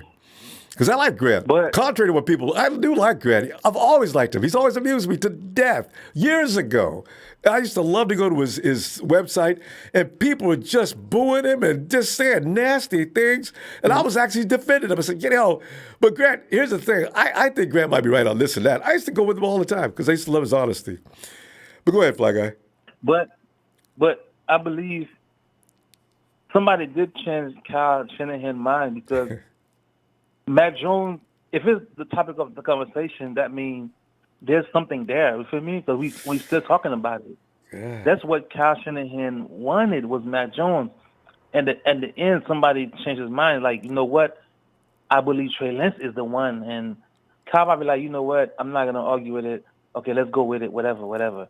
But this year, you can tell by Brock, the way they draft Brock, you can tell that Kyle wanted a pocket passer. So Brock is more like a replacement for like a Trey Lance type of quarterback. I hadn't even thought of that. And they look like, and Brock and Jimmy move the same. I was watching some of the workouts. I said, look at this guy. He's built like Jimmy. See, it's the same kind of style. Brock is similar to Mac Jones. He's just a little bit more mobile, but he's similar to Mac Jones. He's a pocket passer. He'll just stay in there and just the worst if nobody open, he'll run, but he'll stay in the pocket and make the completion, like deep down the field. Yeah. Brock is pretty same way like Mac Jones, but Mac Jones was the best QB that went out last year. I mean, last year, right? Well, the stats wise, right now, it ain't even close. Mac Jones beat everybody's ass. Here's the thing, because remember when everybody just booing him. Don't you bring that Mac Jones in it? And Chris Sims, it's his fault that he was making everybody in San Franciscoville or Niderville angry. Yeah, and I was saying it way before. I was like, when I called the show, I'm like, if we get Mac Jones, we're gonna be stupid good because Mac Jones looked like every deep pass he made in college was on the money. Every deep pass. So what? He didn't have a good a combine or pro day, one of them. But look who he had as his receivers, Fly Guy. That boy had a Pro Bowl receiving team. I mean, they were all badasses. They were wide open all the time, it looked like. He threaded needle a few times, but most of the time, them dudes are just, boom. Jones can't put that money in stride, though. Mac was hitting him in stride on a few highlight reels. But this year, look out for Mac Jones this year because he even made Bourne look like a Jerry Rice. No, he lit Kendrick up, didn't he? I mean, he hit him up nice. Yeah. And Kendrick liked Mac better than he liked Jimmy. Wait, how did he put it? I forgot how he put it. He made Kendrick look like Jerry Rice. Like, when I mean Jerry Rice. Everybody looking at like, where this kid came from, like Kendrick Bourne. Where he came from? He like catching bums and all now. Like, man, Mac Jones is the real deal. We missed out our chance. He remind me of Joe Montana, Tom Brady. Young too with accuracy, like far as like throwing over the 50 yards. Man, this man just stand in the pocket and just air it out. You left Peyton Manning out. I love but you know Jones. What? You're right. He does, but he hit those couple of touchdowns I seen him hit Kendrick on. Those are nice throws. Yeah, it's like he made Kendrick Bourne look like Jerry Rice, like something Jimmy G couldn't even do. Yeah. Like, probably Kendrick Bourne just run. Right when he turned around, the ball is right in his hand. You know what? I got to tell you, like, Belichick goes on record saying he wouldn't use Jimmy like Kyle did. I have a feeling had Jimmy stayed in the Patriots, yeah, he'd be one of the next big things. So, because where the Patriots like to run the ball, they don't run the ball so much the quarterback can't get into a rhythm. This is the thing I'm going to see how that works out with Trey. We'll see. When I say this year, Kyle gotta just like let the offense run loose. Stop being so careful every play. Like run, a 3-yard pass, a 4-yard pass, run, a 3, a 2. Let them boys play. Let's be an offense where people are scared of. Like one play can be a touchdown. That's the 49ers that I used to know, where the Jerry Rice and the Steve Young, the Joe Montana, when they drop back, one play can just be a touchdown. But now it's more like if Debo don't take it 80 yards, like looking for a receiver to break through. Let's not run those kind of sorry. Those offenses are sorry to me, Ronbo. But you know, the only reason they working is because Debo and Brandon George. And George, that's why they went and got those guys. Remember, they got rid of Dante Pettis because they knew Dante Pettis could not facilitate what they wanted to do. They wanted to play beat-you-up physical football, which is resulting in way too many injuries. But they wanted to get these kind of guys. Look at that monster they just brought in here, Tyrion Davis-Price. That boy will kill you if you give him 10 yards running. They like this. They want to be physical. They want to beat the other team up. This year, the way I see the 49ers, let's not be scared. Let's open up the offense. Well, they got a sprinter. Bum. Like we bumming you like 80-yard touchdown. Like I like those kind of offense. I don't like the offenses like it's exciting. 5 yards, it really is. 5 yards, 10-yard punt. You got a speedster, and they didn't get him for nothing. They got a plan. Anytime the 49ers pick up something to do something, they got a plan. Dante Pettis was supposed to be that guy years ago. He didn't pan out. I forget what's Gray's the speech we got. I know his last name is Gray, but anyway, he's got the speed to get downfield and beat the coverage. Because everybody thinks, well, we just don't want to throw the ball downfield. Well, see, that's a mistake. You don't want a guy that can actually be a deep threat. We got one now. Do you agree? The team that scored in less plays or the best offense, or the team that scored in like 30 plays is the best offense? What you think? The one that scored in like 5 plays, 10 plays, or the one that scored 30 plays? I got to tell you, I do love watching Kyle beat the other team up, physically just beat them up for 4 quarters. By the 4th quarter, they're just so tired because that defense has been out there all day. If I could take 30 plays every game per set, the other team ain't going to be playing too long. I mean, the offense ain't going to be on the field too long. Yeah. I got 21 points. I got 25 points. They got 6 or 7 points. That's why. Maybe 17. That's why we always win in by 3 points. Well, no, we did win in the 4th quarter too many times for me as well. But the thing is, we failed defensively as well sometimes.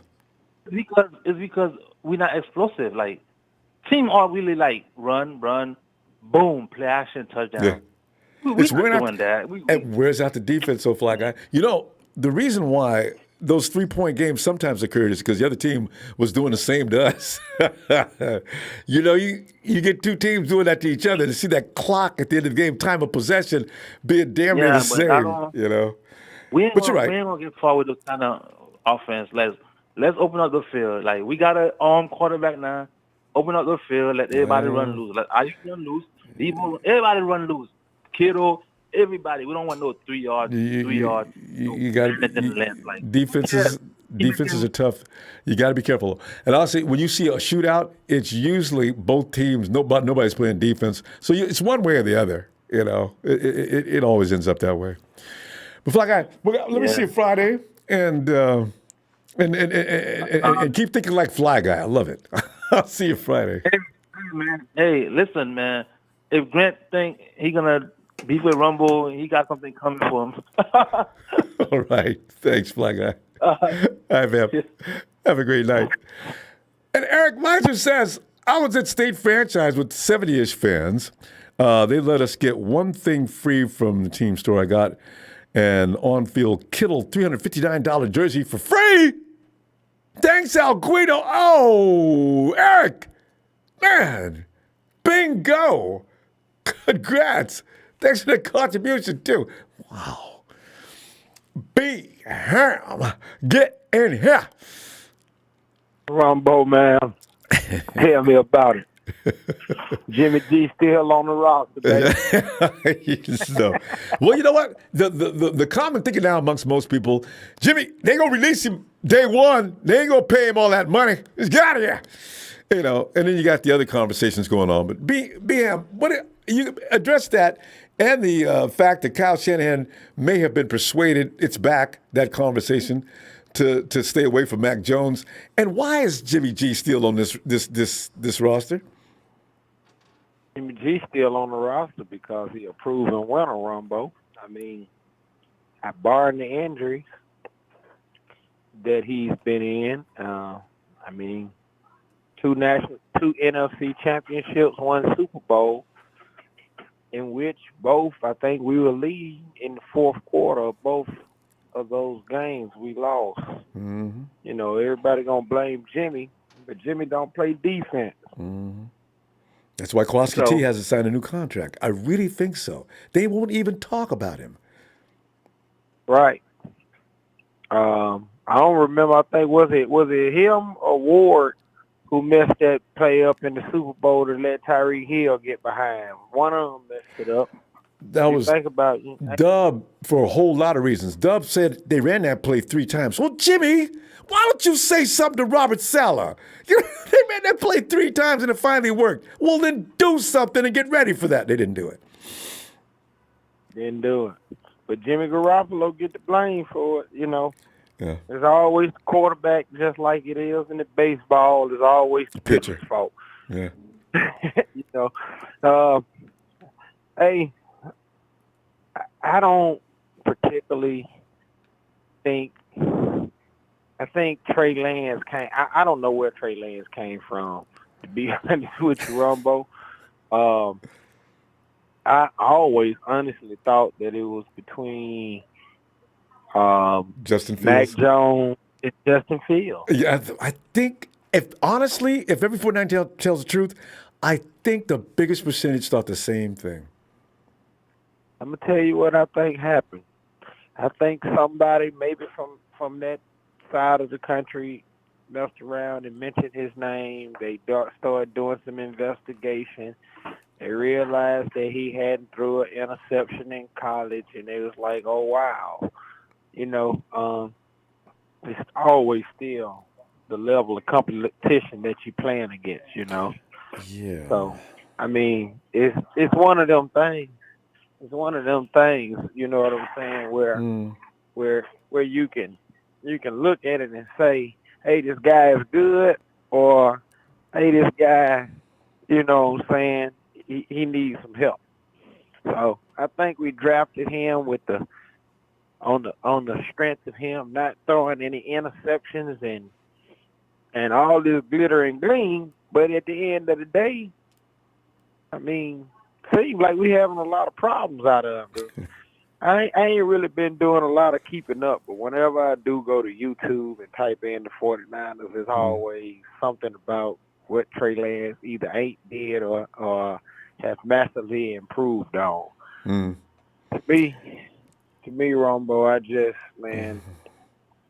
Well, he was considered raw when he first came in, so he's still developed. Although this development is being moved along pretty quick. I don't know that 1 year and a couple of games. So I don't know how much we're going to get more from Trey. Learning on the fly with this team is. A lot of people think I'm just being, but it's just kind of frightening thought. I hope he's ready, because I don't feel like I want to lose because he couldn't handle something. Like I say, man, the playoffs just is not going to get it for me, Ronbo. I can't speak for nobody else, but at least I do know the 2 years that Jimmy G did was halfway healthy. We at least got to the NFC Championship. In 1 year, we made it to the Super Bowl. And that ain't easy. Win. It's not easy. And it seemed like when he was not in the game, we didn't even make it to the playoffs. So, I mean, us as a fan base, we are our worst enemy, to be honest. Do I think a lot of the fans persuaded? I don't know if Kyle M got, what I'm saying, was listening to the outside chatter. But, hey, this boy Trey Lance's name blew up somehow, and they just really changed their mind. Like I said, I really seriously doubt. I seriously felt in my heart that it was going to be Justin Fields over So Mac many Jones. people But said then- things about Justin, and also the polish, the experience, the time played. That was a big factor for most people. That's why it was a surprise to some degree. And I think that when it came out, what he got, epilepsy or something like that. Yeah, That's what messed him up. Could that have? Yeah, because he got dropped down to what? The Bears got him at what? The Bears got him at what position? I think they got him at 15 or something. Yeah. Yeah, he got dropped down behind whatever that is that he Epilepsy. has. Yeah. Right. And even though people act like it wasn't going to be any big deal, I think doctors probably made it clear that he's probably going to be fine. I think they still were cautious about that. Right. And I think what really scared us off was we didn't want to be the team that gave up 2 first-round draft picks, and we ended up drafting another Jimmy Garoppolo because he wasn't going to be on. I think that's where we went wrong at. I mean, it's yet to be seen because we haven't really seen a lot of work that he done, but he sure put a move on us. This is the comedy about it all. Everybody was against that dude. He goes to the Patriots, and he ends up having a great season, basically, for a rookie. Absolutely great season for a rookie, without much of an offensive line, without a real good wide receiver group, a running back, a couple were in and out. Actually, what he did wasn't very far from a miracle. I know, man. 49 fans, I'm just telling you that like it is. That's not easy what Mac Jones did. People look at him like he's a fool. He ain't this, he ain't that, he ain't mobile. Shit, he still won. Only thing I'm going to say is this, Ronbo. And I heard you say this to a guy earlier. He was like, look at what he had around him. Yeah. They get the boy some speed. He is good and accurate. Now, the last caller was on here, and he said something about would you rather have a team that run 5 plays and score a touchdown, or a team that runs 30 plays and score a touchdown? Yeah. I'm going to say this. Yeah. Tom Brady, when he was with the Patriots, if you look, I think they used to run some of the most plays in the game in like single. They was running like 90 plays a game sometimes. That's it. And you know what I'm saying? That just defense's tongue is dragging the dirt. Yeah, dragging the dirt. I mean, what defense? You got to think. Who wants to get 90 plays put up on them? And then when you're getting dominated, because the only thing they did was dink and dunk down the field, ran it here, ran it there, same thing. But at the end of the game, their defense, I mean, their defense was straight. The other team's defense was gas. Belichick, that's what he did. Defense, short runs. It's very few teams win with it's very few teams win like that with an explosive offense, because somewhere down the line, once you take that explosiveness away from them, they're going to lose. Mediocre. Yeah, and that's mediocre. Your best defenses always stop those teams. Always. It never fails. When was the last time an explosive team? Look at Mahomes against Brady and company in that Super Bowl. They took away. Took it all. So when they played them earlier that year, Tyreek Hill showed his ass in that first game. Yeah.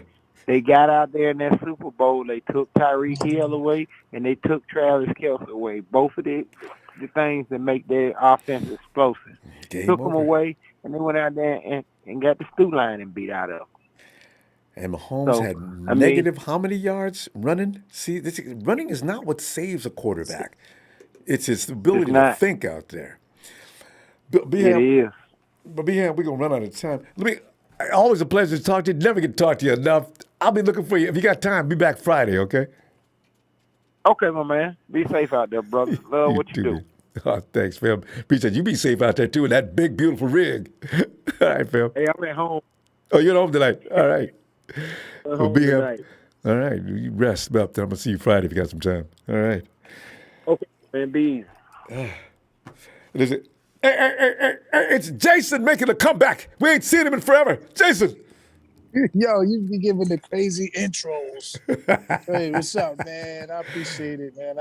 It's been a minute because change your shift. You know, the off season. Nah, I'm the same shift. It's just the off season is depressing, man. It's like fake news. It is. You know what I mean? It's a lot of smoke and mirrors. I'm like, let me just wait till the dust settle so we can see what we really got, and then I'll get back. And Jason, swing, I just can't stand the off season because it exists. But they can't play 12 months out the year, so I can't quit talking about football. You know, I hate the drama, the drama, the suspense. You know, like Julio Jones, get him for $2 million, bring him over. You know, that has happened. Are you making that up? Because it really took place. Yeah. Somebody signed Julio? No, some of these stories, people wanted Julio.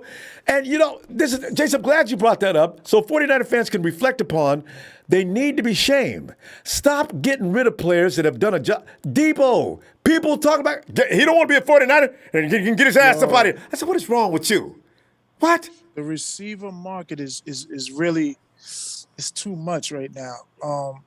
Just think about it like this. Jimmy G is a hefty salary cap, according to, popular 27, belief. 27 million. You Yeah, know, it's gonna. Yeah. Debo and receivers of his caliber, Diggs and Tyreek, they're getting that kind of money at wide receiver now. So I think we're going to keep Jimmy. You know why? No. If you combine Jimmy G's salary with Trey Lance's yearly hit, I think it's around the Aaron Rodgers. It's equal to one receiver. 50. I'm saying Aaron Yeah. Rodgers is getting $50 million a year. As is Deshaun Watson, and he ain't even go play. That's crazy. 200, and I'm gonna just say a quarter of a billion guaranteed. Fam, Let's just say that. $57 million a year, and Aaron Rodgers is probably mad as hell. Well, you know what? For a minute there, I was the highest paid quarterback in the NFL. I'm gonna have to go back and talk to the front office. Yo, but I got some good news. I got some ahead. real crazy news. My friend's son, who he's a 49ers fan too, my boy Darian. Okay. His son is a 49er. His name is Taysir Mack out of Penn State. No, out of Pitt. I'm sorry. I'm tired. So we have a receiver by the name of Taysir Mack out of Pitt, who's 6'2", 200 pounds. Watch out. Oh, yeah. And that's a good His father size, was too. a burner. His father was a burner. I thought he was a Deshaun Jackson type until I saw his size. I said, damn, he grew up. I remember him as a kid, but he went off he was in Indiana Hoosiers, and he transferred from Indiana to Pitt and did pretty good. You know what I'm saying? So he's an undrafted. But he's in our camp right now, huh? Number 18, Taysir Mack. Yep. All right. Yeah, man. Right. So that's dope. It's crazy, really surreal. That would be a great story, though, because if a kid like this that doesn't get a lot of, because the guys that are getting all the noise, but he's not one of them. If he were to emerge and come in and take somebody's job and get a lot of attention, I think he's coming off awesome. like a collarbone injury. I know I saw him in a sling during the college football season because I follow him. Yeah. But hopefully he'll make the team, man. We are stacked at receiver though. We are stacked at receiver running back. That's where the most injuries happen, though. I know. If we have D-line, 2 running backs left at the end of the season, we'll be lucky. Our D-line is actually sneakily better than it was last year, I'm going to say. The free agent I ain't gonna argue with you there. I agree. I quit trying to fight that. Agents, I agree. Yo, then we got this guy from Indianapolis Colts.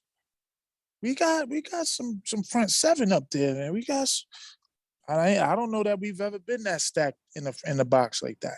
And in fact, I'm wondering how many they're going to keep. Because that's a lot of guys. And by the way, you've got the best linebacking group. It's already being said by people all over the league. Now, that is you got Fred, All Pro, Warner, and then you got Alshire. People are winning. Are we going to keep Alshire and both Dre Greenlaw? Is there room for all three? Do we have enough that we could keep all three? I wish. I will say that's the X factor of that. I think is DeMarco Ryans because he was a great linebacker, and that's like having Singletary as your linebacker.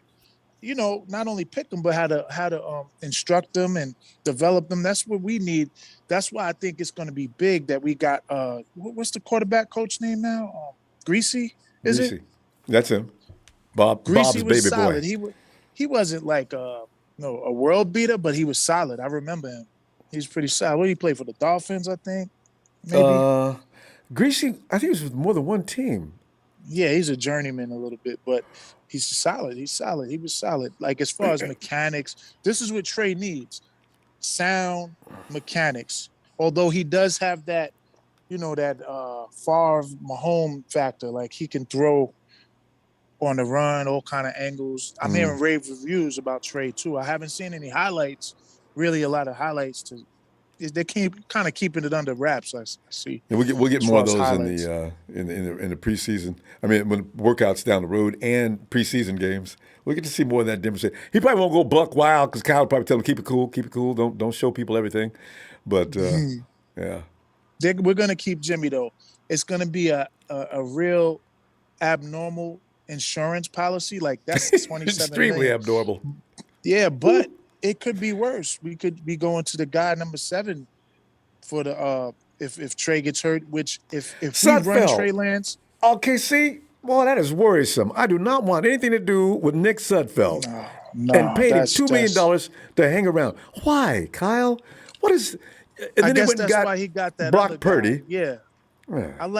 I like Purdy actually. He got that Doug Flutie thing going, like ad lib off the play. He's a football guy. Yeah, I like him better than Sudfeld. I really do already. Yeah, definitely. But I don't want to see him in right now. So I'm saying keeping Jimmy probably the best way to go right now. It's gonna be interesting to see what they do next because everybody's got. Debo's not going to be here. Debo's not going to be a 49er. What? I'm sorry to say that. Why? Why do you think that? How can we pay Debo and then pay Bosa? Kittle, Armstead, Ayuk is going to want to get paid. Like that's a lot of. Well, they didn't bring back. There's going to be some serious cuts. You know what I mean? That's what I'm saying. And also, John's already came out with a big smile on his face and told us all a big tale. Well, we got it all budgeted in. What? Because they don't have to pay. That's a hefty price, and he'll be so upset if they try to tell him, well, just play out your rookie contract. Maybe Jed York hits him with some side money, like some hush money. Like, look, this is for you, kid. Do you want to splurge? Go buy yourself a new toy. Jason, take this $10 million for now. You don't have to pay Nick this year. He's got a 5th-year option. You don't want to wait till then. Yeah. Who? Oh, Debo. Nick's belly is full. Nick got a 2nd round contract, number 2 overall contract. What was he, number 2 or 3? He got a nice contract. Either way, he got the top 3 contract. He's good. I know. Jace, we're going to go. Always great to hear from you. Right, I'll be back Friday since you're back in the fold. Preseason's over. I'm back, man. Basically. Definitely. Looking forward to it. All right, Phil. All right, bro. Good hearing from you, man. Same here. Always. Night, Jace. Peace. There he goes. And Brian, who's been chomping at the bit to get in here. Brian, yes. Hey, Ronbo, how are you tonight? I'm great. Anytime we're talking 49ers, it's just always so much fun. Oh, God. But Jimmy Debo, people keep thinking that 49ers are paying him 1 thin cent until the season starts. So that's not it, Jimmy Bull. And hey, Brian, will people please understand, the 49ers pay people when they want to pay them. We don't pay you because you get mad. We pay you when we get ready to. That's the way it's going to be, and that's the way it's going to stay, But anyway, that's not what we're talking about tonight. That's the way it always is. Yeah, but that's the way it is. The Niners pay when they want to pay. The Niners cut people when they want to cut people. And it's not just the Yorks. It goes back to Eddie DeBartolo. It goes back to Bill Walsh. When they thought you didn't have that step, they thought they could improve by trading you away. They don't care if you go on for 4 or 5 more seasons somewhere else. If they don't think you're going to compete in San Francisco, they let you go. And sometimes, it's really hard. And I know, let me just say this real quick. It's not the name on the back. It's the name on the front. We're 49er fans. We're not individual fans. It's just because individually like a player, that's great. But we're Niner fans. And Brian, we came into the season with $2.95. Remember? So everybody said, how the hell are we going to do? Get rid of Jimmy. Okay, you know what? You need to get rid of more than Jimmy. I knew that back then. I said, in order to pay the people. Everybody, we've gotten paid. We've added free agents. I don't know how they go about doing this, but they do. So, blaming Jimmy for not signing Debo is a joke. Because if the 49ers wanted to sign Debo, he'd be signed. And if it was about Jimmy, they'd get rid of Jimmy if that was necessary.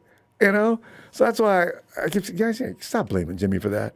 They'll pay him when they get ready, and not a minute before. You're not in the locker room. I'm not in the locker room. We're not in the front office. We don't know exactly. We know what people put out on the internet, what the finances are, but honestly, we don't have everybody's contract sitting right there in front of us. We can't say, oh yeah, we can shave this here, and then boom, everybody's signed. And at the end of the day, we're not the ones who's paying. We just pay for tickets to go see the game. We pay for jerseys. We go and pay for the cable to watch the TV. We sit and spend our time watching the game. We invest because we're, in chats. We read it on Facebook and Instagram. We talk about it. So that's where we're invested. But we don't pay the Niners. The Niners can move to Las Vegas, and we're still stuck here where we're at. If they leave, we're either going to be their speaking out for those Raider or we're not going fans. to be their fans.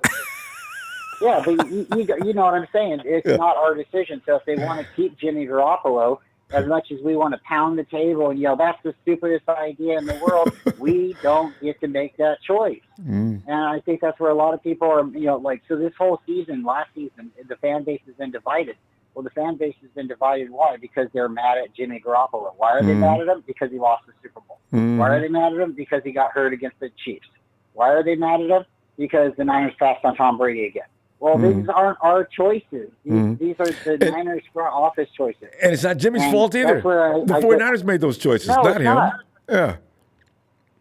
Yeah, and the way he plays, he does. He plays what Kyle tells him to do. Kyle says, throw it to Debo. You throw it to Debo. Don't take the shot down to Ayuk because I told you to throw it to Debo. We've seen him get cussed out on the sideline. If he's getting cussed out on the sidelines, he's probably getting cussed out in the film room or wherever else. And he's so good at it. Done what he's been told to do. You see, remember when Kyle came over after that INT and said something to Jimmy, and later on in the press conference, well, yeah, he did what he was supposed to do. Jimmy just sat there and just took it, didn't say a word. Whereas, a lot of quarterbacks, who was that said they had a fit? It was Steve Young. I think Steve, who was the coach after Walsh? Anyway, he went over. Young said he came over. Seifert, yeah. Seifert came over and said something to Steve, and Steve was pissed. He went nuts on the sideline. I didn't see that. I just said, I don't remember that. But they said Steve went nuts. Him and Seifert had words after the game, during the game, and I said, see, that's the only quarterback I've ever heard of that went after one of our legendary coaches. But he told that story on KNBR. Well, you mentioned Steve Young and Joe Montana, virtually there. That's the same thing that we have going on right now. So Steve Young and Joe Montana pushed each other to be great. Bill Walsh was on the team. He had both of them. Then Seifert came on. He decided that Montana was going to be a starter. But they both were pushing each other to be great. So if Jimmy happens to have a, backup position this year and he's pushing Trey to be great, isn't that what we want as fans? I mean, I don't want to pay $25 million for Jimmy Garoppolo, but does anybody really want to pay more for a Subway sandwich, or you can do it for $5? You want to pay $6? Those are some good sandwiches. I like those. That meatball is to die for. At the end of the day, it's not our money, And if the team says, again, we're not in the locker room. So if the team says we can roll with Jimmy, as our backup, because I think that's what's ultimately going to happen. If they haven't traded him now, they're probably not going to trade him. If nobody wants to take on his contract, we're going to keep it. And then what? We're going to just, no, he's going to be on the team. And if he isn't on the team, that's fine. He'll go somewhere else and play. And I'm not going to worry about it. I'm a Niner fan. But for right now, for people to say something like, oh, well, Trey can't handle it if Jimmy's on the team. How do we know that? Has anybody physically met Trey? Is he like that, physically unfit where he's like, oh, man, Jimmy's going to be in the locker room and any moment he's going to take my job? No, he's going to compete every day. He's going to go out there and do the best he can. And that's the same thing with Jimmy. Jimmy's going to go out there and compete. And again, that's the thing. Jimmy's going to go out there and compete because he's not going to want to stay there if he's just told, okay, here's your clipboard. Now stand over there. That's not going to happen. So that's just going to be. That's why I say it's crazy. If Jimmy stays around, he's going to say, listen, you're going to leave me. You're not going to let me go. Then let me compete. And then that's when I can't imagine what's going to happen. We'll see. Well, even if he competes and he loses or, he wins, they'll have a competition if he's healthy. If he's not healthy, then they're going to Band-Aid it, and then he'll be quarterback 2. If he's quarterback 2, that's fine. He can mentor Lance or whatever.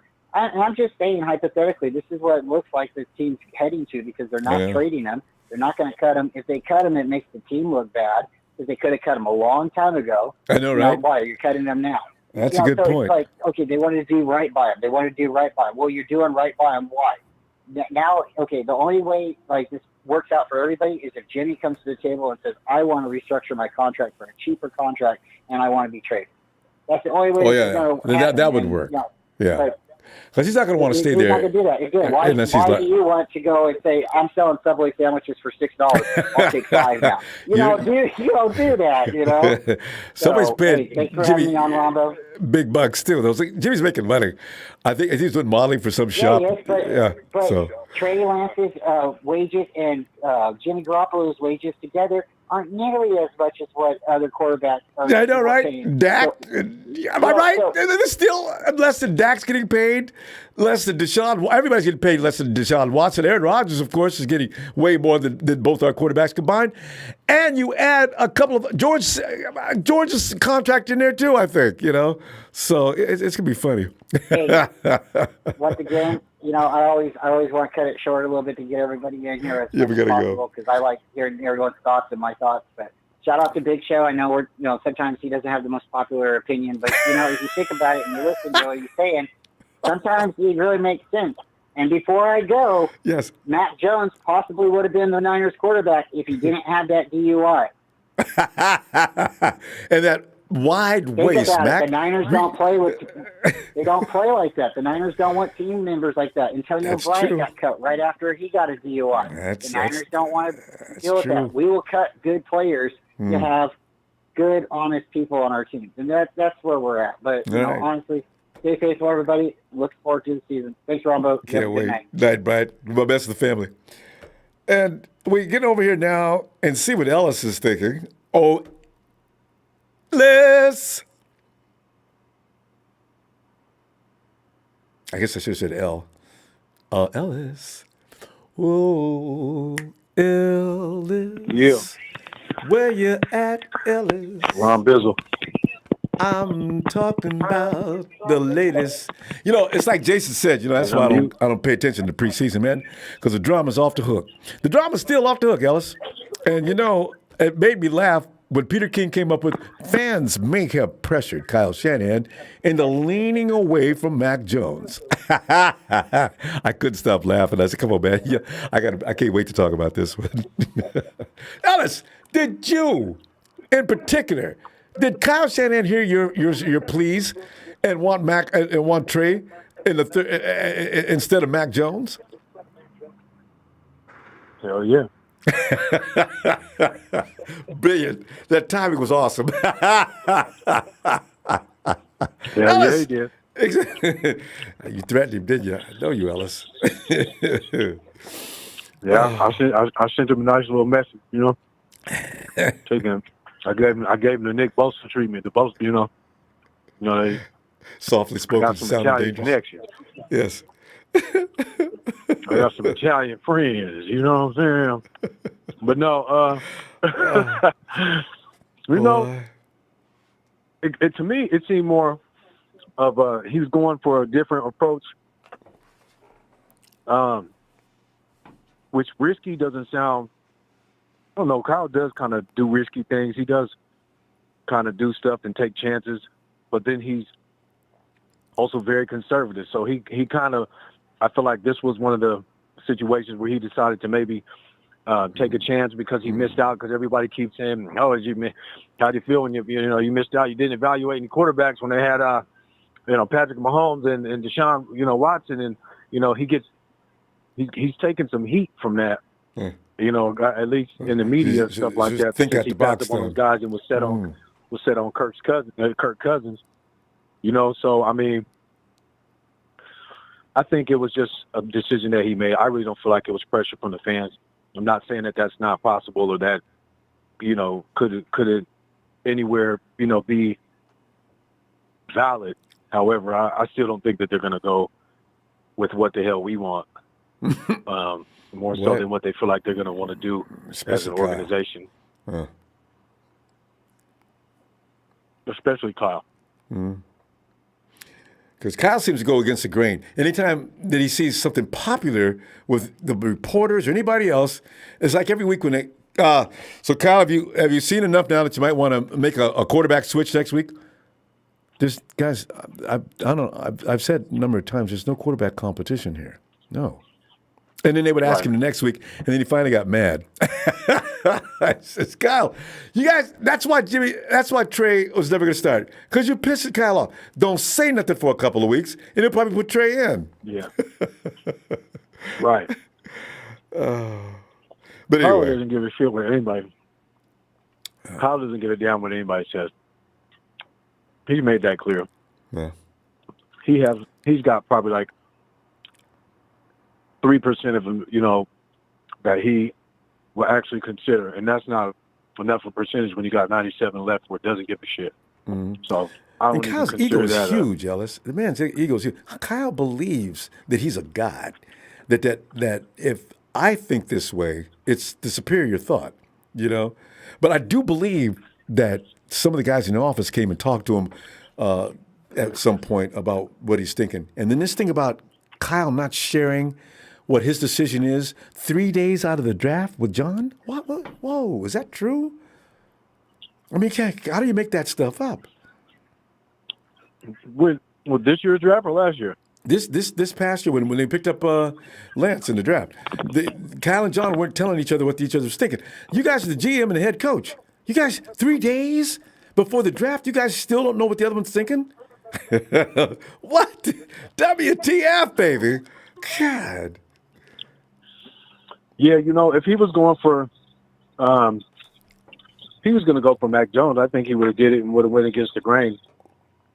I don't think he would have listened to, the Yorks and stuff like that. I think he would have taken a chance. But that's. I said that, though, because I think they was messing with him. And Kyle says, he may have gotten to his feelings. Listen, I don't know who they think they're talking to. I know what it takes to win a football game, and I know what kind of quarterback I need. And then he saw the heat coming from other people in the room, and he just didn't come at him until he had to. And I could see Kyle thinking that way because I kind of think that's the way he is. Yeah. Well, maybe you're right, I'm guessing. I don't know if I'm right for sure. No, yeah. Yeah. Well, it's going to be all worth it. You know what I mean? I think that's what we can look forward to. I mean, shit. What do the Bears have to look forward to? What do the Jaguars have to look forward to? I know. Go down the list. You know what I mean? Alice, I don't want to go that route. I want Mac Jones, what he went through, because Jacksonville's team's terrible. The Jets were dead meat before he got there, and they still are dead meat until. Well, we'll see this year. They got a better team. Mac Jones came into a situation where it was very stable, good coaching staff and everything. We got that, so I don't want to go through that. We don't need to go through that. Yeah, no, we should have actually. I'm not going to say we're going to have as equal to a season as the Patriots is. I'm not going to, jump out the window and say it, even though I got confidence in our team to do that and more. But at a minimum, we should be looking at 10 wins easily with this team. It's just Adam Rank, God, I'm not. You know what? Don't remind me. Don't when Adam Rank comes out. Don't say nothing. Let's just ignore him next year. God. Adam Stank. Did he even play football? I don't think so. God, what about it? I'm going to put let's give an L there. I don't think they did. Also, the Bears are his team. The Bears, that's an L for the 49ers. They're also going to lose to the Panthers. They're going to, I'm going to give them a W here against the Chargers. Adam, you lose to the Bears and it still lose to win to the. Oh, that makes no sense. God. Okay, I'm getting upset again. I'm sorry. Go ahead, Ellis. Man, it's upsetting. Nobody cares about Adam Rank. Nobody cares. I know. I don't know why I get worked up every year when he does this. We got his ass till 2019. 3 wins. All right, Adam. I guess we got more than 3. Yeah, we're going to be all right. I know. We're going to be good, and these guys, they always got to get clowned, you know what I mean? They're just trying to be, and they talk just like, what is that, Acho, that 6-round pick, bench warmer. Kevin. Is that his first name? Yeah. Yeah, Nacho. Yeah, get the Nacho ass. We not listening to your ass. Ellis, we got to pull up, though. Goof. I know. He gets him and that dude. Well, they kill me arguing. But anyway, I'm gonna see you Friday. Okay. All right, fam. All right. Yes, sir. Yes, sir, man. Make sure to hit that like and subscribe, man. You know, you're from the other side, man. Wipe your feet. You know where you're at. I don't know about Jimmy going to Seahawks, man. I keep hearing about Seahawks or the Texans. I don't think we would ever do anything like that. They love the quarterback in Davis, whatever his name is. Jimmy be Xeroxing the playbook and having a nice fresh copy for cheap Carol. You know what? The people ain't gonna pay Jimmy's salary. So that's what we could look forward to. Jimmy's not. Jimmy might get released. In that case, he might, but otherwise, we don't trade. They might have paid Jimmy $25 million for 1 year. Anyway, shout out to the family too, up to the squad. I'm gonna see you Friday. I appreciate it. Thanks, man. Yes, sir. Yes, sir. Peace and love, fam. Thank you. Hey, KC! Ronbo, how are you? Casey, man, I'm having fun as usual. Man. Anytime you start talking about Kyle Shanahan, and you know what I worry about Kyle? Kyle looks a little bit worn out. Look at Kyle's picture from 2017 till now. He's aged 10 years. After the Super Bowl, man. He went to Mexico after the Super Bowl, and he came back 10 years older, I think. That's got to be a tough job. And that's why when you look at what happened, really mature. And Kyle's sitting there, and we're rolling along, and boom, Jimmy goes down in 2018. Okay, I've got C.J. Beathard, Nick Mullins. I think we'll be okay, and we weren't. 2019, here comes Jimmy. Super Bowl! Oh! All right, repeat. We're going back. There's a revenge tour. 2020. Oh! Jimmy's ankles. We can't play it. And now, we almost made it that year anyway, though. 2021, boom! NFC Championship game. So Kyle is probably sitting there thinking, I don't want to go through this again, guys. I don't want to have a heart attack here, right here in front of everybody. We're going to get another quarterback. And financially, it's going to be better off for us. But I need a guy that's a horse, a mule. I want a guy that can stay with me, and I'm going to teach him how to do this, and we're going to do this. It's funny to watch all this unfold. People who hate Jimmy have decided Kyle wanted to get a better quarterback. When really, if I'm winning as much as Kyle is with that quarterback, I doubt very seriously whether I'm going after a better quarterback. I may want a quarterback that can stay on the field, but I have no idea how much we're going to win. This is going to be real scary this year. You talk about a fan base has turned against each other. Oh, Casey, if we don't get to at least the NFC Championship game, there's going to be noise. Shots fired right and left. Yeah. With that said, did Kyle? They traded 3 first-rounders for I know. A guy that couldn't buy a beer. So did Kyle get persuaded to do that, Casey? That's the question. Because no, I don't think so. I think Kyle knows talent enough to see that Trey is the best player in the draft that year, and to see that his ceiling is the highest. I think I'd sure love to fast forward 5 years and see what Trey would look like in 5 years. Oh, wouldn't it be great? God, I just want to know. But, Ronbo, one thing I'd like to say, and shout out to you, Ronbo, and I always keep an awareness to the fact that you've watched more football than me.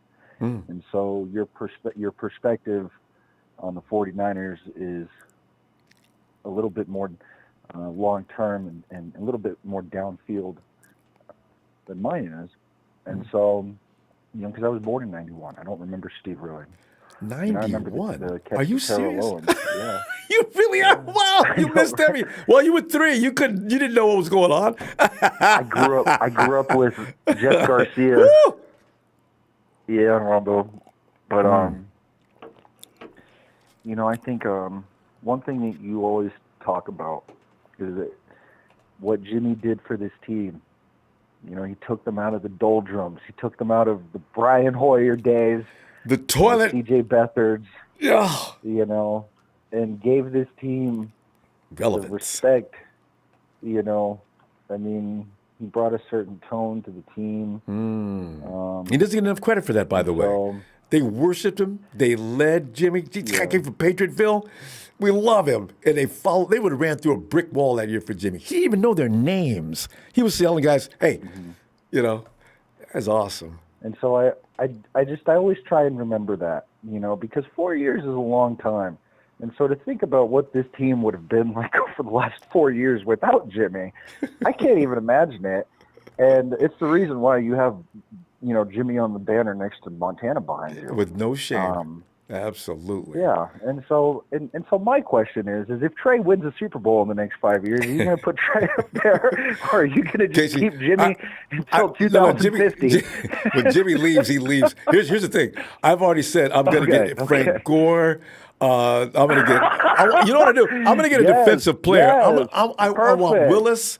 I want anybody that's retired. Frank. More current players because they're going to leave. Yeah.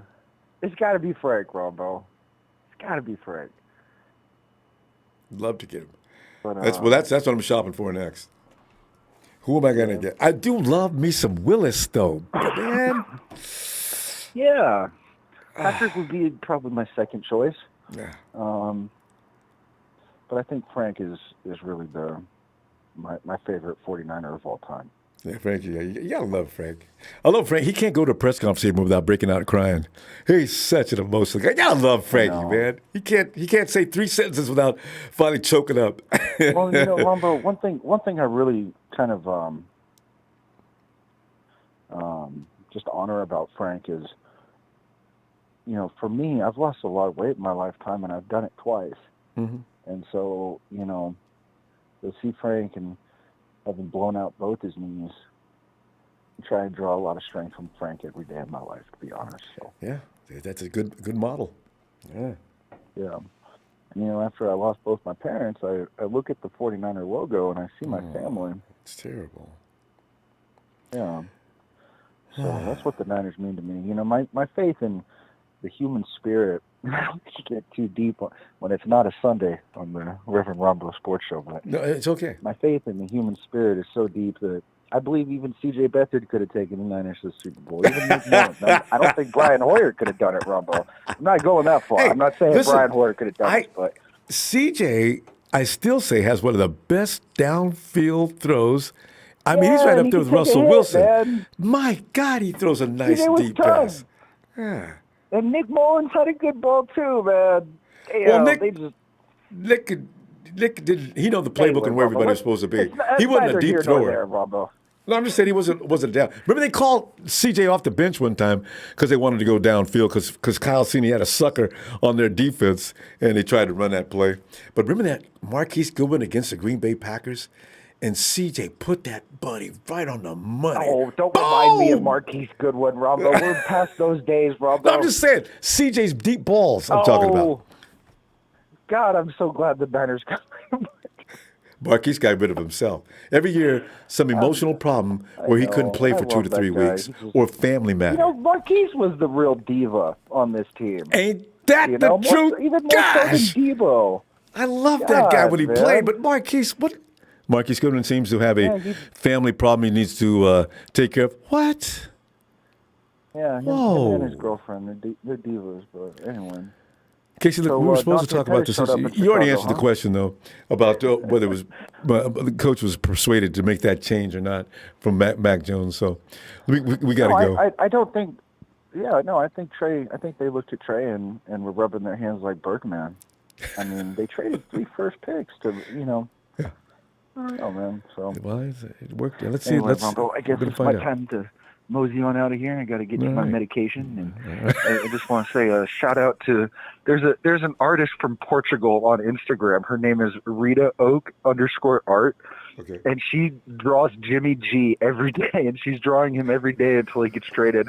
And there's like 130 of these really funny photos where like she draws him in as like in Jurassic Park or like in Top Gun. And what's her name again? I gotta research her. Instagram is Ronbo. It's gold. It's gold. It's called. Her name is Rita Oak _art. Okay, Rita Oak. Yeah. Yeah, she's a girl from Portugal. It's hysterical, Ronbo. _art.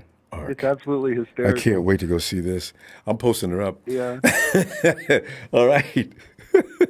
Thanks, Casey, for sharing that. Appreciate you, man. Two nights in a row, man. You going for 3 or what? Hey, we're looking for. No, we're gonna. The Warriors are playing. I'm not gonna compete with them tomorrow. I gotta watch that game myself. That's right. I'll see you Friday. That's right. All right, fam. All right, Ronbo. Take it easy. Have a great night. And Big Show he says, don't listen to Casey. Keep Jimmy, our 2L22 starter, up there. Big Show, Casey wasn't saying anything more than just, you're going to change it once Jimmy's done. So, yeah. No, Jimmy stays until he leaves. People keep getting on me about that, but I love this guy for what he's meant to this team, for the good times we've had. I'm never going to condemn him. Forget about it. Forget about it. But boy, if I'm not Mike, Ronbo, you know what your problem is? Tony. Tony, get in there. Tony Wright. What's up, Ronbo? How you doing? Tony, as soon as you came in, I don't know what you said to Ready to Go, but Tony Wright officially in his feelings. Tony, forget about Ready to Go. Ready to Go is here to antagonize folks. Tony, talk to us, man. What's going on with you? I was just sending messages to Big Show talking about our draft. And Ready to Go made a comment about the Rams are the number 1 team as far as being rich in NFL history by team. I said that is absolutely false. Y'all in the top 20. Hey, Ian Rappaport explained that too about what the Rams are doing. They're just shuffling around salaries. They're getting rid of big names and bringing in big names. I didn't really pay that much attention because they don't have any draft picks. What they do have costs $2.95. But everybody else, they're just trading people out. Ronbo, they get injuries. They're not going to have any depth, but that's their problem. Yeah, and I love it. That depth, man. Yeah. Yep. So stay tuned on that. It's a long season. Yeah, it is. Tell you what, I'm looking now at, we got what, 2-3 weeks. You know what? I didn't know our camp doesn't start till for another month. We're a long way away from the norm. You guys are already in camp, and you're gonna take August or July off. You're gonna take July off. Right. We're taking July off because we just finished our OTAs today. Our mandatory, not OTA, voluntary minicamp. We just finished it today. Yep, just finished it. I saw Kyle Pitts talk today. And Casey Hayward spoke today, and, Arthur Smith. Arthur Smith, our head coach, he's on a mission, man. I like Arthur Smith. But I like the Dan Quinn, too. Mm-hmm. You know what, though? When Arthur Smith, you got to get a coach in there that's just driven and looking like he's insane. I got to tell you something else, Tony. That coach over the Eagles coach, I kind of like him now. When he first came in talking trash, I considered it talking trash. I said, who is this? What the hell's wrong with him? Boy, you better... And now I realize what he's doing. He's keeping his team fired up. They got some talent. They got some bullies. They drafted that big kid from Georgia, too. Yeah, Eagles going to be a handful this year. And you know what, Tony? You and I are going to be laughing because I think them boys are in trouble mainly because of the Eagles. And if Washington's defense is like it should be, then boys ain't going to run through that NFC least as easy as they always do. All those number 1 picks are back too, man. I would love to have Montez Sweat in a Falcon uniform with them long arms, boy. Chase Young, boy. Chase is probably, was that you? We were talking about one day, you said Chase is probably a little overrated and that he doesn't do everything. How many sacks did Chase have? That wasn't me. Somebody said Chase Young wasn't all that. How many sacks did he have in his rookie year? I don't know. I think he had 10, maybe 11. It was double digit, right? Because Chase Young is a phenomenal athlete. Chase Young, when we played him, he was all over our ass. He's just this dude. He's ready to pull Chase Young off of us, man. Damn. Mm-hmm. So. Yep. But I'm excited about our running game, our receivers. We got Drake London, 6'5". I can't wait to see that, actually. 6'3". Yep, Cordell Patterson, 6'3". Brian Edwards, who we got in the trade from the Raiders, he's 6'3". Then Olamar Zaccheaus is our small, speedy guy. Then we got Arden Tate from the Bengals, free agency from the Bengals, 6'5". Had Julio Jones, maybe one, if not the greatest wide receiver, not named Jerry Jones, and you also had Ridley, who was coming along at a pace that he's going to be one of the great ones. You got Kyle Pitts, my draft crush. You know, sometimes I really wish that some of the personnel that's making some of the decisions as far as offensive talents go, I wish we could replace them with our with trade. I'll give you our guys, and I'll take yours. You guys always pick up some great weaponry. It's amazing. It didn't always just fall into your lap either. Well, after this season, you can still have Calvin Ridley. He'll be reinstated for a second-round pick. He's yours. It's a good ball player. What's wrong? What did he do? He just got in trouble. Gambling. Yeah. Gamble. Yep. Why would you want to gamble or that you got money? The whole goal is to get the money. He's not like a common person who go to Vegas and gamble. You got money. There was a Dallas Cowboy a few years ago that was shoplifting. I really enjoyed that year. He got caught more than once. You remember that story, right? I'm a Dallas Cowboy. I got a nice car. My living accommodations are way above average, but I'm in here shoplifting. Got caught. Ready to go. I read what you're saying. We fear the Rams. You're going to see come I think it's week 2 or week 3, when we come to SoFi, we hit y'all in y'all's mouth for 4 quarters. And the speed like defense. Yeah. And also, I got it, guys. I understand. I made a faux pas. I said Jerry Jones. Ooh. Sorry. Mr. Spotlight. Yeah. I call it Mr. Spotlight. Yeah. But yeah, that's the thing. This is that fun part of the year when people, as I said, we have a representative every year. In the first game, Michael's coming in. Michael came in his first few weeks. He's very polite, and now he's went ahead and exposed himself as, we're beating you guys, and you guys, what's the 30-point threshold? We're not going to score 30 points. No, they're going to score 30 on our defense. That's it. See, really? Why would he believe that? I would say if I were any other fan, we've got a good chance as any to beat you guys. I don't know that we'd, but don't start setting up exactly scores. Exactly. You don't overdo it, or it's just like when we played you guys. What was that, the 2019 season, the year y'all went to the Super Bowl? Mm-hmm. I felt like we had a good chance of beating you guys, but I wasn't trying to brag. I was calling in. Atlanta. But I knew we weren't going to beat y'all last year, and I told y'all that before the game. I said, I just hope it's not too bad. But it wasn't. You guys, if you guys had been on full steam and had your roster, that would have been a game every 49er fan would have been worried about. But, this is the kind of thing that's going to go on every year. Teams are going to flip-flop. The time's probably going to come at some point when you guys are the power and everybody's sure. It's like the Cardinals. There's a guy that's a Cardinal fan used to always come running around here talking about how the Cardinals going to just beat hell out the 49ers, and they were. But that was Ronbo, they're finna pay him. They're finna pay Kyler Murray. They are making a big mistake. He is not, but Ronbo, he is not the guy.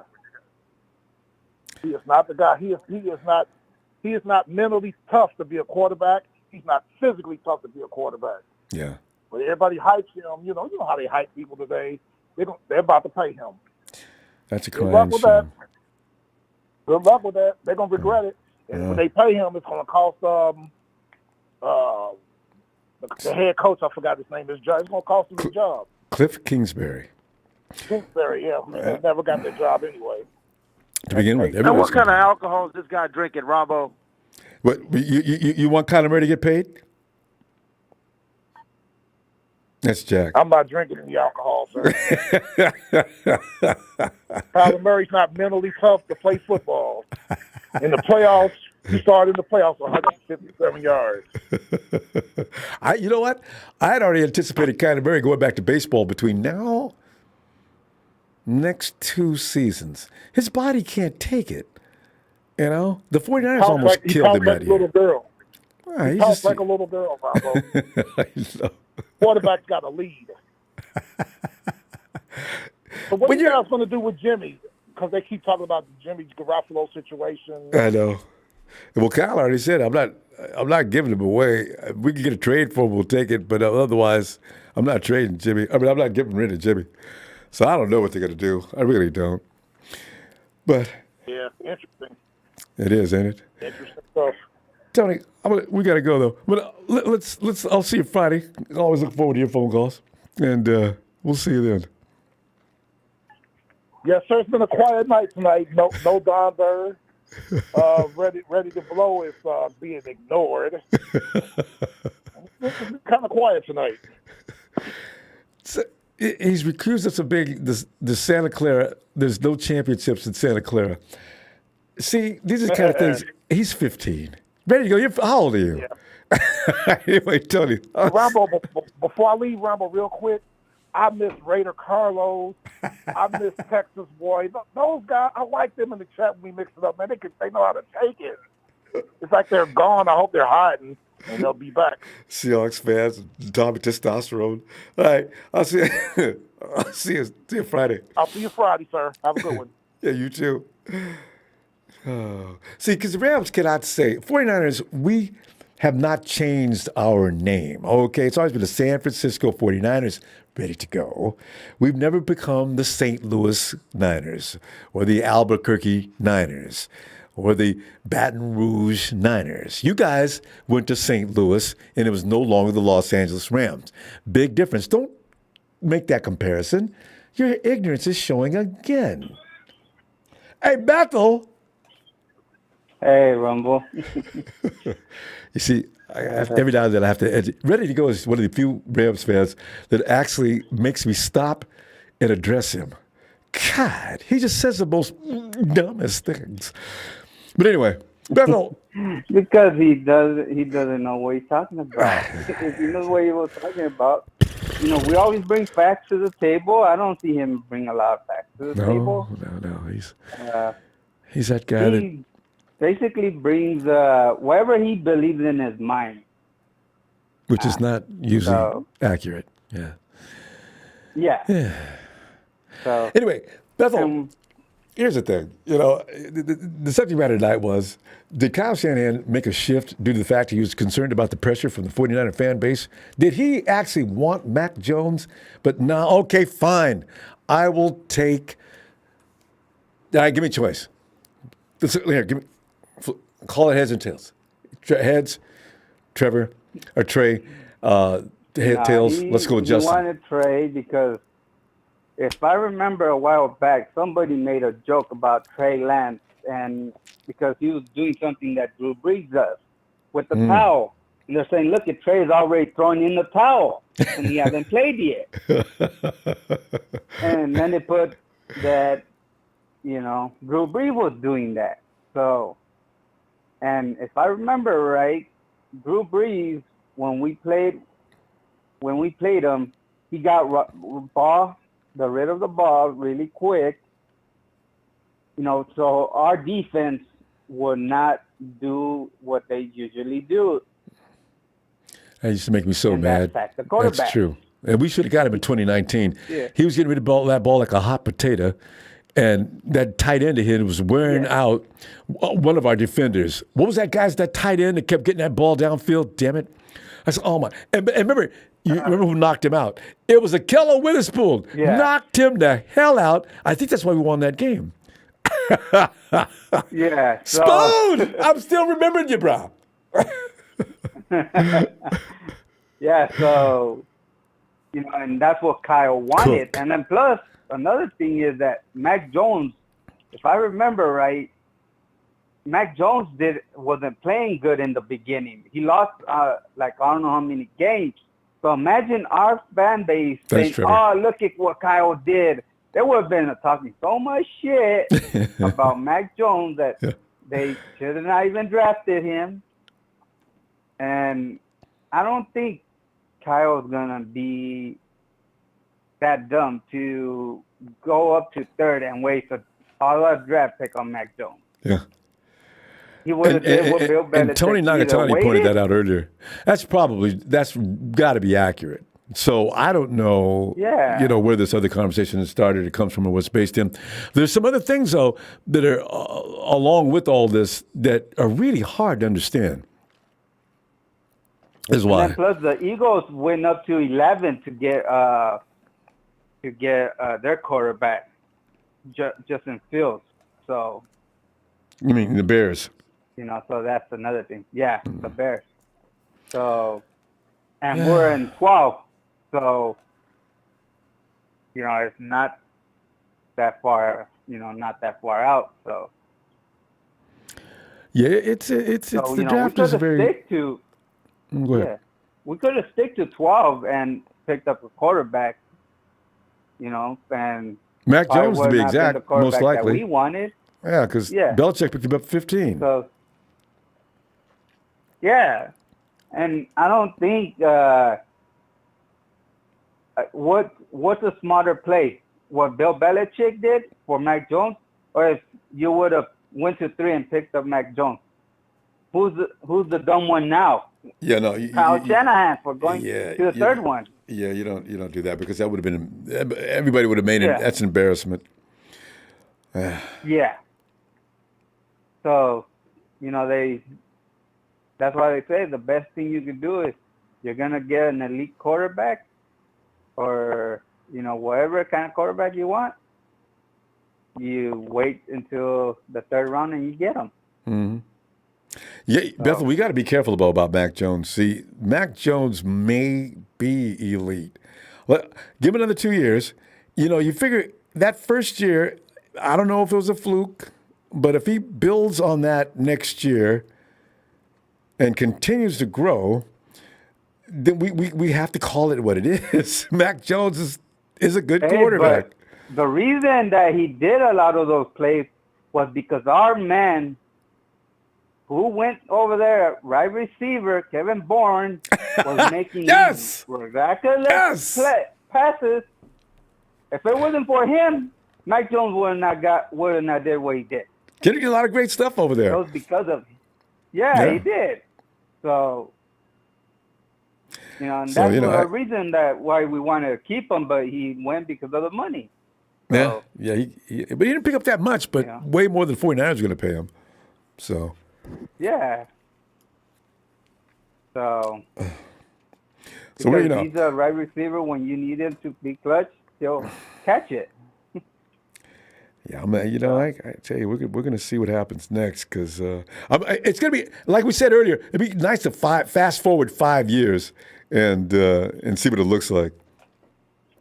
Where are all these guys? Yeah, and then plus if we would have picked up Mac Jones, then Jimmy probably would not have been in this roster. Yeah, because he was ready to play. Yeah, true. He's a little more advanced as far as football mechanics and things like that than Trey. But Trey's upside is above Mac Jones. But you're right. Mac Jones is pretty much ready, and he proved that last year pretty well.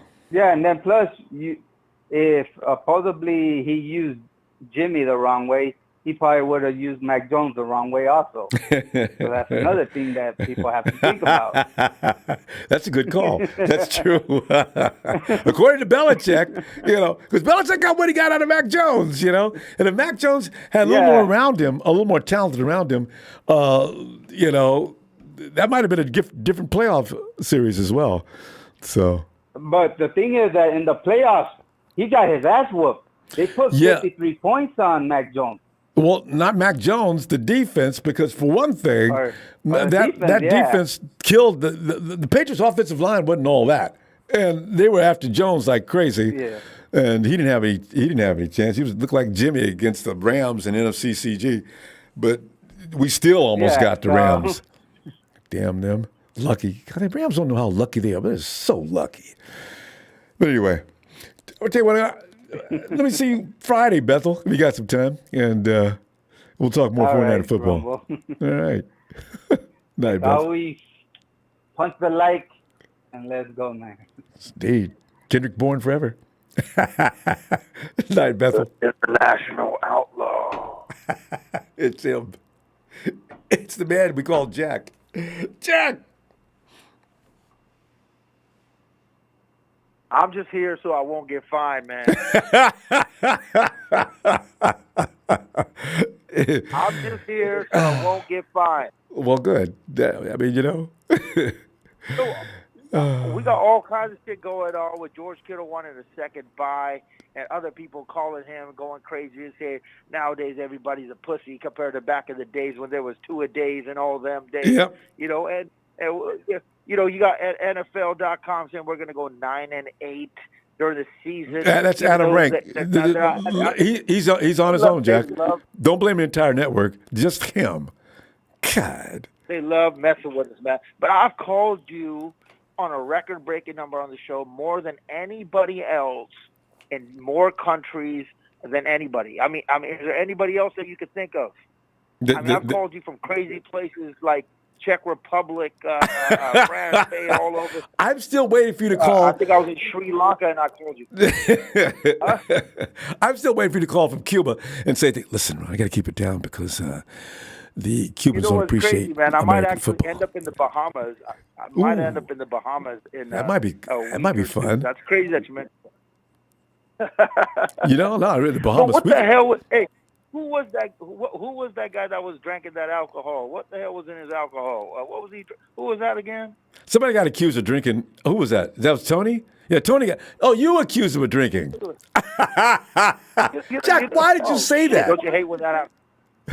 No, the thing is, look, listen, where credit is due, I give it. Okay, look, Arizona Cardinals, that's our rivals. You know what I'm saying? But this dude, Kyler Murray, can ball. He's proven it. And if you give him an all-star wide receiver like Hopkins, he's going to throw them Hail Marys they did against Buffalo and give Hopkins a chance to grab that Hail Mary ball and slide through. But there's only he's got a good arm. Maybe less than a handful of quarterbacks that can make that throw that Patrick Mahomes made during the Super Bowl against Tom Brady and the Bucs. If you remember, he was sliding out, he kicked it out, and he was running, and then some guy hit his ankles, and he was tripping, almost fell to the ground, and baseball passed it and hit his own player in the helmet, but the guy didn't catch it. Do you remember that? That was Tyreek Hill.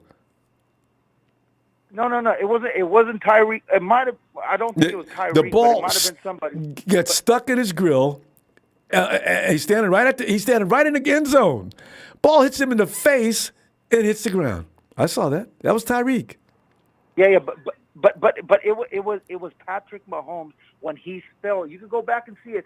He's fallen to the ground, and somehow miraculously, this dude like sidearms it like a curveball being thrown and gets it off of his hand. Now, what I'm trying to get at is Kyler Murray is capable of doing that. Now, he's unhappy, Cliff Kingsbury and all that stuff, because Cliff Kingsbury's a damn problem. He needs to find somebody, a nerd that likes these G.I. Joes or whatever Kyle Murray's into, and make him happy, make him love it again. That's on him, because this boy is talented. So that's why I said, man, what's the guy drinking on? Because you just have to motivate these players. It's Jack, like my salesman working on my teeth. You gotta adapt to it because the boy's talented. Jack, I'm saying I got to give credit where credit's due. Jack, one thing though, Ian Sharp says, don't go to Russia, as you'll end up in the army. Haven't you've been to Russia once, haven't you? Yeah, I've been to Russia too. I think I called in about 2 years, 2018. I think I called you from Russia and Poland as well. But no, not right now, Ian. But thanks for the shout out there, man. Listen, Jack. Listen, the only thing, Kyler's getting a lot of flack too for looking like he had no drive whatsoever in the playoffs. It looks like he just laid down for the Rams.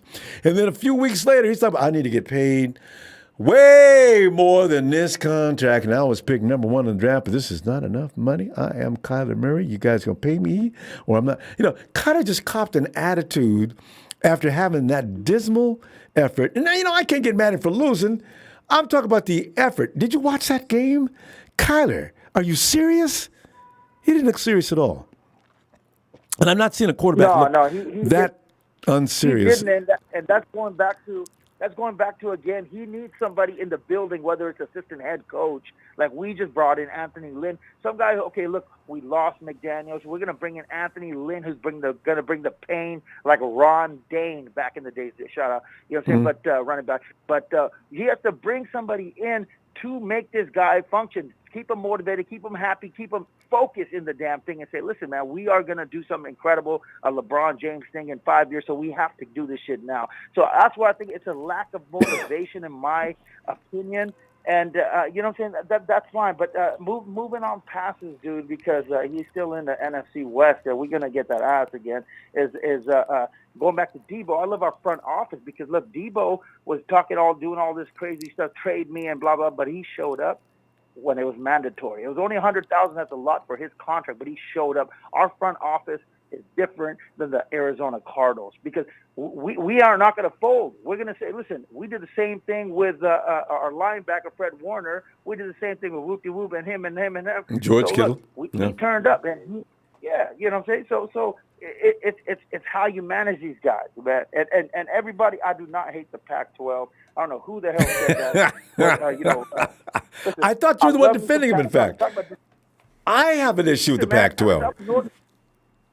Listen, man, I love me some Pac-12. Aaron Rodgers, Deshaun Jackson, the list could go on. Richard Sherman. I mean, I'm not saying they aren't elite players. I mean, Aaron Rodgers is one of the greatest of all time. I'm just saying when we pick these guys at certain positions like Andre Carter and Solomon Thomas and now Drake Jackson, I'm just saying, man, pump the brakes before you just go all in. You know what I'm saying? And high five like they hit the lottery after they got the draft pick to show us and shit, which makes you guys like you and me, Ronbo, go up and say, yeah, man, we hit the lottery, man, and then turns out to be goddamn Solomon Thomas, man. You know so that's why. And I'd be the worst guy in the room. If we were on the staff that was making these decisions about where we're going to be searching around the nation, I'd say, listen, there's not a lot. We could save money with our people out there. There's no need to be checking out the Pac-12. So all those agents in that area, we could tell them to just stand down. We are southern-bound people. SEC, if we can get every player we get out of both Bama, Georgia, and LSU, I'm fine. I really would be. Yeah. I mean, God. So. Hey, man, thank you so much. And listen, keep it rolling. This is the first time talking about time. Forget calling you around the world. It's the first time I've called. I think we've spoken after 7 a.m. in London time, which is great. The sun is shining. You know what I'm saying? And we're speaking on about the 49ers. So this is awesome. But chatters, everybody, right now, we're going to donate 20 pounds to the sport. If you can guess this one question, who was the man this year that says George Pickens is going to be the baddest receiver out of this class? If you guys can guess right now, chatter, we're going to donate that 20 pounds at RomboSports.com. I'll at your boy. All right, Jack. Listen, you have a great day out in merry old England, and we'll talk to you Friday if you got some time. All right. Black Brothers coming through September 3rd, London O2 Arena. I'll at your boy. Peace. Lou Jet, come on in, fam. What's up, Ronbo? Lou Jet, man, we're sitting here wondering what happened with this report from Peter King saying that Kyle Shanahan may have yielded to public pressure to lean away from Mac Jones and go the other direction. Some of the things that are being said, Lou Jet, do you think that's even possible? The news, sometimes it's confusing, but whoever we ended up with, and it's obviously Lance, we got to figure out what we got. One thing that I noticed about the Niners in I don't know how many years is that sometimes we overprotect our quarterbacks. Even like Jimmy G. Jimmy G is a good quarterback, but I think they put in his head that he wasn't mobile, and he's actually mobile because when he would run, he had enough speed. So I think one of the mistakes that we make sometimes with quarterbacks is that we overly protect them. So I think what we need to teach them is how to climb the pocket, how to run even if it's 4 or 5 yards, and then to show them how to slide, just so you won't get hurt. So with this whole thing with Jones and Lance, I'm good with either one. If we would have got Jones, good. If we got Lance, good. Or one of the other guys. The key is let's not make the same mistake of, oh, he's not ready. He can't throw the ball. If the scout said that you're in the NFL, if we're playing out in the backyard and you're playing with your friends and somebody says, hey, who could throw the ball the best here? Oh, this guy's really good. Well, let him throw it. This is the pros. We got Lance, and he could throw the ball. Let him throw it. Let him throw it, and let some of his natural abilities belong to him. But put him in together with Kyle's philosophy. Don't try to limit him, and then all of a sudden, he has to be a pocket quarterback. That's very important to be a pocket quarterback. I totally understand that. But then you also have to give him his own natural instincts to kick in. The pocket broke. Let him cut out a little bit, and maybe extend the play a little bit. But don't put into his head, oh my God, if you run, you're going to get hurt. And then you start doing that kind of mentality. When you play scared, that's when people start getting hurt. So legit. The thing with Kyle is the whole thing with Jones. He really believes somebody's always open. You're not supposed to be running. That's his thing. But anyway. Yeah, but see, but sometimes the person could be open, but the defender could be right on him, obstructing the view. Yeah, or the defensive line could be obstructing the view from the quarterback. So then the quarterback has to then compensate and say, "Oh man, that guy looked open, but this guy's in my way. So let me just run for 4 yards instead of just forcing it, and at least get some positive yards." Look at Joe Montana. Joe Montana wasn't like a physical guy, muscular and stuff. He was actually kind of thin, but I don't know how he did the skinniest it, but he legs found ever. a way to kind of like squeak out of there. But yeah, the Jones thing, I like Jones and everything, but I still think that I don't know if it's haunting us that we had Montana and Young that did so well and they won Super Bowls. That I think we overly protect our quarterbacks sometimes. Who's the Dan Marino? Dan Marino was just very immobile. He couldn't move. There was a few other ones like Jim Dan Kelly. Marino had maybe the quickest release in football history, though. He don't need to run. Let him just do his thing. Yeah, but see, that's my point. Some of those guys couldn't move, so they let him do what you could do with your strength. Okay, you can't run, so throw it. Yeah. And then Jim Kelly, you can't run that much either, just throw it. Right. And then you had John Elway who could do a little bit of both, so he would run a little bit. And then you had Drew Brees who was a little bit. Everybody was saying he's too short. Okay, so he would roll out the pocket, and then that would compensate for him to do that. Another so now lightning quick release. True. Yeah, Trey Lance has the height, he has the speed, he has the physical ability. If we allow him just to play naturally, I think he could blossom into his own particular style. Let's not try to make him somebody that he's not. And legit, I think we're going to have to go because I got to wrap up here. But the thing is, I think Shanahan's going to try to build to his strengths. I don't think he's going to take too much away from him because that would be foolish. So, I really do think you're right on that. And I think Shanahan knows that too. And I think what he did with Jimmy was Jimmy's strengths too. Jimmy's got that quick, tight release. And that's why he threw between the numbers like he did. And Jimmy was one of the best in the league, if not the best in the league, of throwing between the numbers. So if Trey has some strength, I think Shanahan's going to try to pretty much work on that. But what do you think about Ronbo when you have to make an adjustment to extend the play? I think that's something that needs to be analyzed, even with Jimmy and with it. Yeah, you could play to the strengths, but once in a while you got to say, okay, ad-libbing. I know what you mean. Yeah. So sometimes Jimmy, like Jimmy, was really good at the quick release, but if he were just to learn how to climb the pocket, he would give the receiver an extra second, and a second in the NFL is huge. That extra second, if he would just climb the pocket, that quick release will still serve him in a good way, and then he would hit the receiver, but then he would just start. I don't know, man, Ronbo, but I just hope that. There was moments, and every quarterback has his moments. You're not going to get perfection out of any quarterback. So that's why when we talk about Jimmy G having failures moments, they all do. This is just his brand.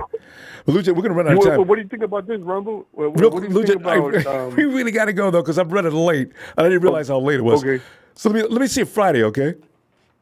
Okay, well, Rumble. All right, man. Yeah, Appreciate you. man. We'll get there on Friday. All right. Looking for you. All right, Rumble. And Victor A says, what do you think about the extra bye week? George is right. Because you know what? 17 weeks, actually 16 weeks, he should have had 2 bye weeks. I'm not mad at George about that. I just don't know how they figure out how to do that. Hey, Tony! Hey, Ronbo. Tony, I'm making jokes about the actually, I'm making jokes out of it now because anybody that thinks that Kyle Shanahan is going to be persuaded by anybody's opinion, let alone the public, has got to be kidding. But there was an article out that Kyle Shanahan may have yielded to pressure from 49er fans for Mac Jones. I had to laugh. I said, I can't wait to go ask people about this one. Tony, did Kyle bend over for the 49er fan base and leave Mac Jones in Alabama? No way. You know how arrogant he is, Ronbo? Oh, yes. So I laughed. You know what I mean? But he did take 3 days, though, Tony, before the draft. Kyle did not tell John what his intentions were for the draft. Was he worried about his own partner letting the cat out of the bag? I can't believe it. Somebody did say, we all think there's pieces of cream between John and Kyle. It may not always be. And that makes sense. I believe that. Well, maybe they were just playing a game. Maybe they were just saying, "Oh, look, I'll tell you, and you tell me. Just let's see how if we think alike. All right, see which who the hell knows, Ron? I'll tell you what. Carl's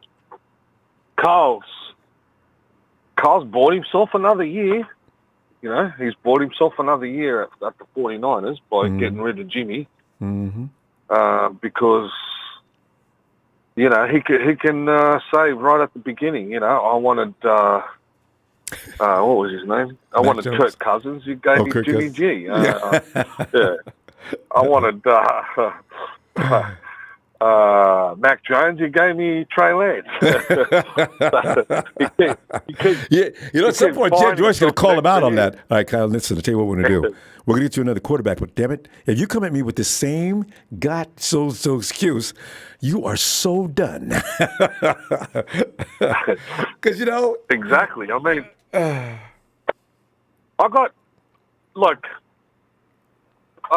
butterflies in my stomach. Like, we've got a lot of veterans on the team that have missed out on winning the Super Bowl almost twice. You know what I mean? Yeah. Put it that way. And those guys are hungry for one of those wins. And the thing that's got me worried is same thing's got me worried. I'm waiting. Go ahead. I hope they do, but they're not going to hang around and wait for Trey to chime in and wait another 3 years. I know. When they've got familiar coaches in the league now, like Salah and the other guy at the Dolphins, where they could you could see a mass exodus of veteran players going, bugger this, man. I want to win a Super Bowl. I've been thinking this. I don't talk about that much because it makes people mad. But you know what? I'm a little concerned about this too. Trey has to come in really, and I don't care what anybody says, the 49ers are still winning. You don't like Jimmy Style or whatever, that's one thing. But the damn team was still winning. So that's what I'm saying. We have to win, Tony. Trey's coming in fine, all right? You got rid of Jimmy. Everybody hated him, fine. But Trey's got to win. The pressure is immense. We can't go 7 and 10 next year. We can't miss the playoffs next year because they're going to blame that directly on this move. And you know it. That's right. They'll blame it on the move. And there is a huge amount of pressure on Trey, but I think the pressure... It's on Kyle, too. Actually, I think it's more on Kyle than it is on Trey. Because it is more on Kyle and John.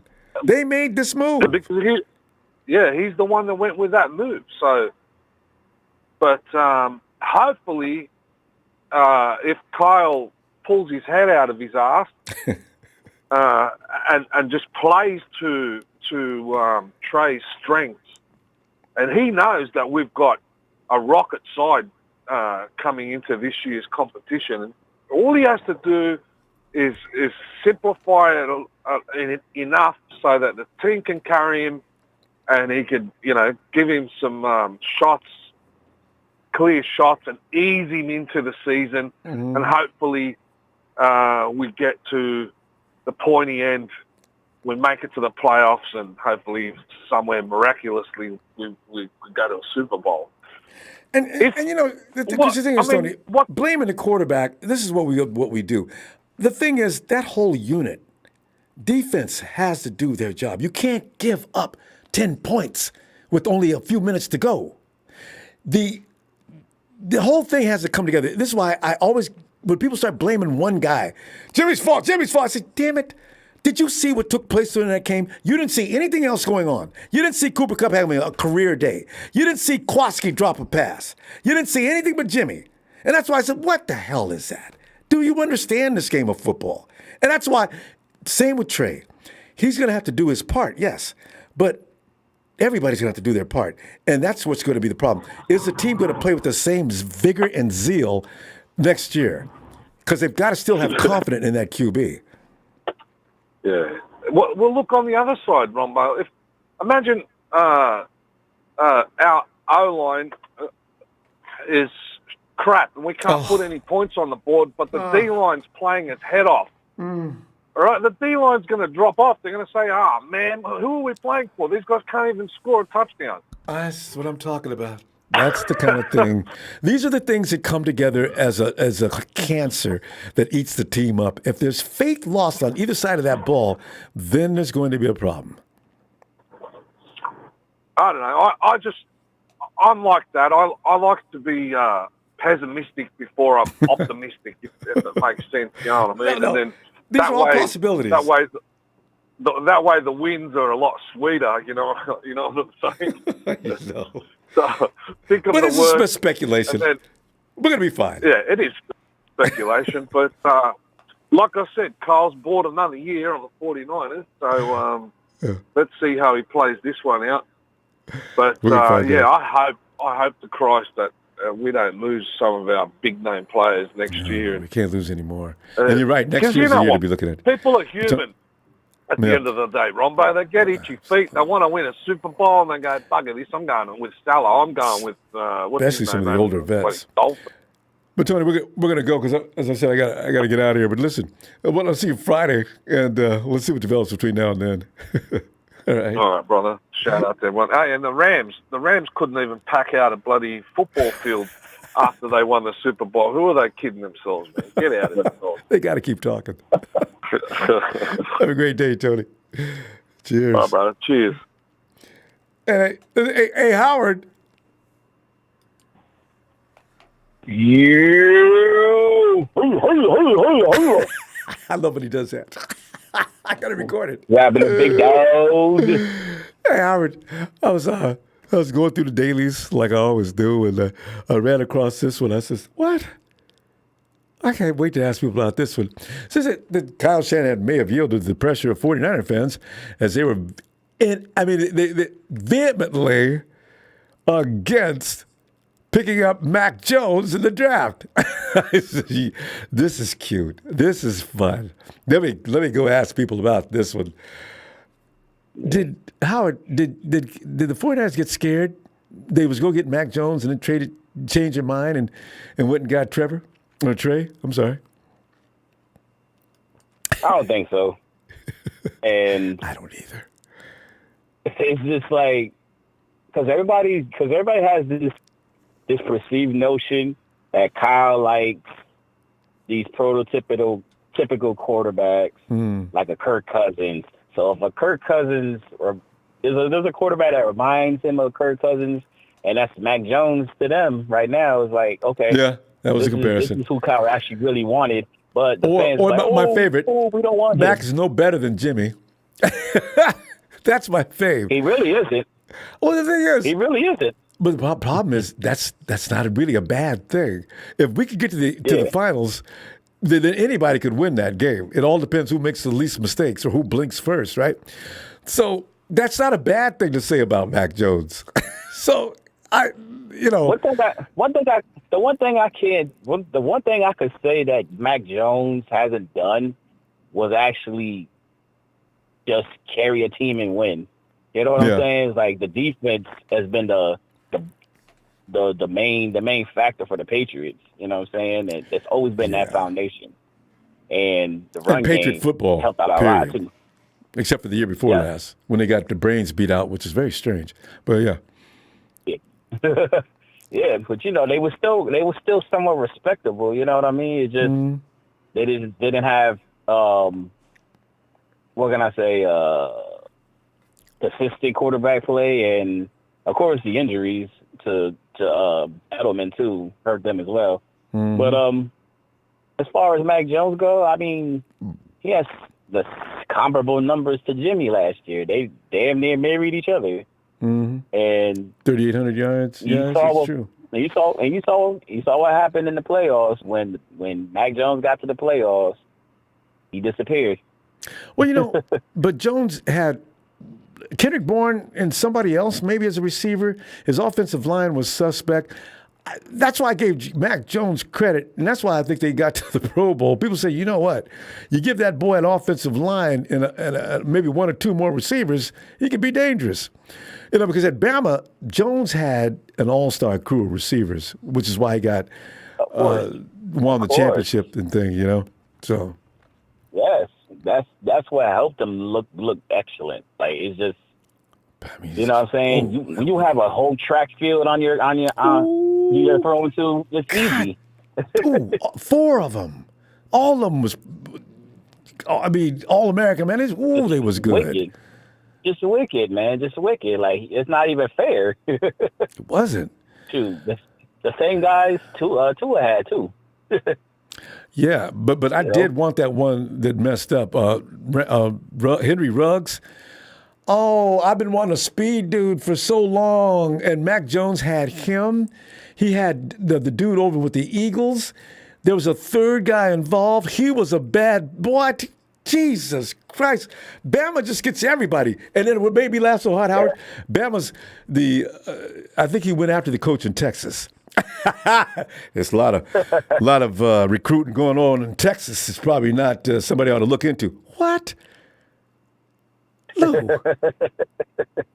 how do you get all the best kids in the nation to come to Bama? You get everything you do is legal? Everybody, let me get into that. I just couldn't believe he said that.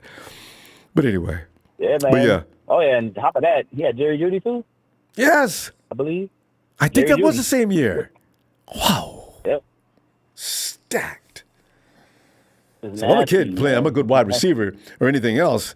I want to go to Bama. I'm sending several different names as I apply to this school, or make sure the coach knows me. Yeah. Man, my God. Yeah. You're going to the pros. Yeah, I mean, that's one thing you could say about Bama. They produce pro ready players, and you know what I'm saying, they get the best. I guess you could say they get the best out of them. Yeah. And LSU. Remember it used to be. University of Miami. They used to produce a whole bunch of professional players, man. Back in the day, you remember that. Miami's got one school now. It used to be the U. But now you've got a couple other schools in Miami. They do okay. They contribute to the NFL, but not like Bama and LSU. Man, not anymore. Yeah, you're right. Not anymore. They used to be a factory of players, man. You know what I'm saying? So what are you thinking about Trey Lance, man? Like I still know. If he wasn't selected, would you think he would have went? If he wasn't selected by us? You know what? word is, and I think Tony would agree to this, I think the Falcons were going to pick him up. So they went ahead with Plan B, exactly. and they picked up my dude. Kyle Pitts. Hey, Kyle Pitts. I watched this film because I don't watch that much college ball. And I watched this film. Damn! Oh, put him next to George Kittle. Forget about it. So, that was, so we're gonna forget about it. I know. Yeah, he was nasty, man. He was nasty. But anyway, gotta give him some credit, man. What's his face? Kyle Trask. Yeah. He made him look good. He helped make him look good because Kyle Pitts is that guy. Yeah. So. It's going to be interesting. I don't say anything about Trey. Now, I just want to see him play. I haven't got anything one way or another to say about him. What we've seen about him, I wasn't all that impressed. But you know what? He was developing. He's gotten past some of those hurdles. And I look forward to what he looks like now. I understand that finger's feeling well. He's doing a better football than he was last year. So I'm looking forward to seeing what he's looking like, though, for sure. So I like what I see from him, man. I mean, this is growth. You know what I'm saying? Each time he's playing is like, you could tell he's getting comfortable again. He's getting more comfortable. And that plays huge volumes. Because some things that, I mean, I'm not trying to bash Jimmy, but there's some things that he does that Jimmy doesn't do, and that's scan the field. It's like pre-snap, he knows, okay, this is what's gonna happen, so I'm going this way. It's like Jimmy is just like, he's got his eye on one guy, and if he ain't getting open, shoot. He's just counting, just, okay, is he going to get open? Is he going to get open? You know what I'm saying? It's but I wish you could just come off, like, just come on, man. Make that decision, bro. But you know how that had more to do with a feel of a play. It's just, how Kyle's timing routes go. Every now and then, you'd see guys miss on their route. I saw that. And then he'd have to go to Plan B, and he's only got so much time to do it because the offensive line was only going to hold for a certain amount of time. I saw sometimes, I said, you know what, Jimmy's going to get blamed for that, but that actually wasn't his fault. But we're going to see. Trey's going to get that chance, and we'll find out how well he does with that situation because his offensive line is going to be worse than Jimmy's. I feel bad for him in that. Well, he may survive, though. We're going to find out. But how? Yeah, like I said before, you know what I'm saying? Like when we had Staley, when we had Anthony Davis, Upati, and all them, like, for the first time, we didn't know what we had in them. No, I mean, we would know we had in Staley, but we didn't know what we had the other guys. We didn't have Pro Bowlers. We would have never imagined this offensive line was going to be top 3 in the league. And hopefully that's the case this year. All right, we got to go, though, fam. I'm going to see you Friday. I hope you got some time. All right? I'm going to catch it, man. I'll catch all it. Right. Looking for you out. All right, fam. He does that so well. That Howard. I think so. All right, man. Take care. You too. Hey, Steven. What's up, Ronbo? Steven, man, tell you, I'm going to let you talk because I'm really out of time here. But listen, the thing that Kyle has been pushed into, like, yeah, we scared Kyle, and he backed off. We know he wanted Mac Jones. And this is like, I love that discussion even took place. In my wildest imagination, I've never thought that. But Peter King made an article about that and wrote up some things to support it. And I couldn't say, man, you guys can't scare Kyle Shanahan. Not like that. But then some of the other things he said, damn, it did look a little weird. But what do you think, Stephen? If we did scare Kyle Shanahan, we did a damn good job scaring Kyle Shanahan. Now, but he ended up having the last laugh if you really think about it, because we picked up Trey Lance, in the 3rd round. We wasted all our draft picks for him, only to think that, hoping to God, he might actually perform really well. Now, Kyle Shanahan, in a way, kind of got Mac Jones in Brock Purdy. That's his Mac Jones right there. That's his, dream quarterback. Hopefully, he succeeds. Like, let's say, for instance, if Trey doesn't work out, and Jimmy's like, you know what, I'm out, please. At least we have Brock Purdy. But if Trey Lance does succeed, then we still have Brock Purdy. So either way, on either flip side of the coin, it's still going to work out, and it's still going to be Brock Purdy on the back end, regardless if Trey starts or Trey does good or Trey does bad. Be interesting, wouldn't it? Brock Purdy. He'd be like Tom Brady. Tom Brady was he drafted in the 6th or 7th round? He was drafted in the 6th, if I'm not mistaken. But he was technically Mr. Irrelevant, if you really think about it. So Brock Purdy is definitely Mr. Irrelevant. But, don't doubt what we got. Mac Jones is a phenomenal QB for Alabama. He was. In terms of, New England, in NFL, granted, he doesn't have that offensive line he did in Bama. He doesn't have those skill players that he did in Bama. Yeah. He had the coaching staff. Look at the whole thing. I mean, granted, he's got arguably the best coach of the 21st century under his wing right now, which is Bill Belichick.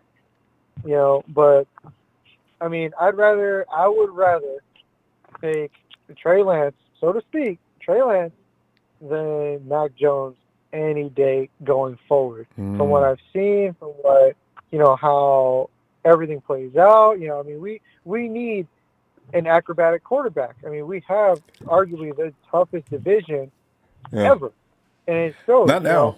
Now the AFC West. It's as long as the Hawks are rehabilitating, and Kyler Murray's over there saying, "Look, I need to get paid." Well, why don't you play better? It doesn't matter how I play. I need to get paid. It doesn't matter how I play. Like Ronbo, how is a QB gonna be so goddamn bad to lose not just by a broken team, but by the Seahawks? Not by a little, but by a lot. Makes no sense. Like, it makes no sense. Seahawks had nobody on defense, really, and just they were literally limping the entire season. Mm-hmm. And for some odd reason, Cardinals got their ass whooped. Mm-hmm. And it wasn't even close. So that's why I say, you know what? Kyler Murray, his attitude, if he would have lost, it looked like he was trying to win that game. Kyler was throwing weird passes and things that you didn't see him do all year. Jack, is that you? Jack was coming back to get us. Jack thinks that we're insane talking badly about Kyler Murray. Kyler looked like crap at the end of the year in those games, and he wasn't even trying. There was nothing wrong with him. What was he doing? So, so I'm getting on him. Yeah, Kyler Murray was throwing his typical child's tantrum. That's what made him look bad. He's not a bad QB, but his attitude is a bad QB. Really if you want to play like a dumbass and be like a little bitch, then you're going to play back. And then come in saying, I'm not coming to camp until I get my contract restructured. What? Really? How do we started the season off, we were looking at the hottest team in the league, and you were part of the reason why that we slid down the tubes going toward the end of the season. Exactly. And then you want to get paid? Bro, you're lucky I offer you an Arizona sweet tea and a bag of Lay's. Regardless of Ronbo, we're going to have a pretty damn good season if everyone seems to stay healthy.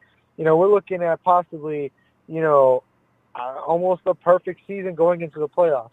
And that's just my perspective of it all.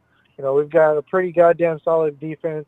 Travaris Ward seems to be a lot better than we hoped, which is, I'm shocked that anyone thought otherwise or any less. Travaris Ward was spot on for Kansas City. So for him to come to us and do the exact same thing, it should be nothing shy of what is guaranteed.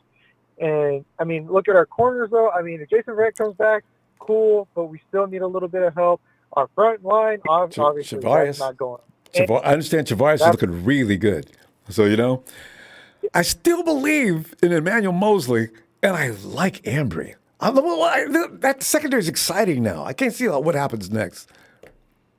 It has that pop. It has that pop that we've been looking for. Now, like our offense, we've got a lot of weapons on offense if you really think about it. Our wide receiver core, our running backs, our tight end room. QB is a little stacked, I'm not going to lie to you. But it's the offensive line that's a little scary. But we'll see. More than that, but maybe they'll be okay. I keep wishing. It's just the right side. That's the only thing. It's just the right side. If we can fix that problem, the outside right or the inside right, we'll be okay. I'd rather have inside right, kind of stand a little bit better. Hopefully McGlinchey does actually does something in terms of pass blocking instead of run blocking. But hey, we'll find out. We will. And Steve, we're gonna get back to this on Friday, okay? I want you to have a great night. Appreciate you, Phil. And by the way, Jimmo Gorillo, did I see Jimmy asking for money at the end of the season after a small effort in the playoffs? Did I see Jimmy Garoppolo with a broken up hand and a bad shoulder bail on his team and start looking like crap toward the end of the season? So your little rude, dumb remarks are falling on deaf ears, bruh. God, that's a dumb statement. He's right up there with ready to go. God. Anyway, fam, I am going to see you. If thanks for catching tonight, fam, really appreciate it. Please hit like and subscribe, and I'll see you Friday. Go Warriors for tomorrow. I know, right? There's that Laker fan talking about Go Warriors. I'm sort of fascinated with the Warriors in this series. Steph didn't score not 1 3, and they still won? That's character. And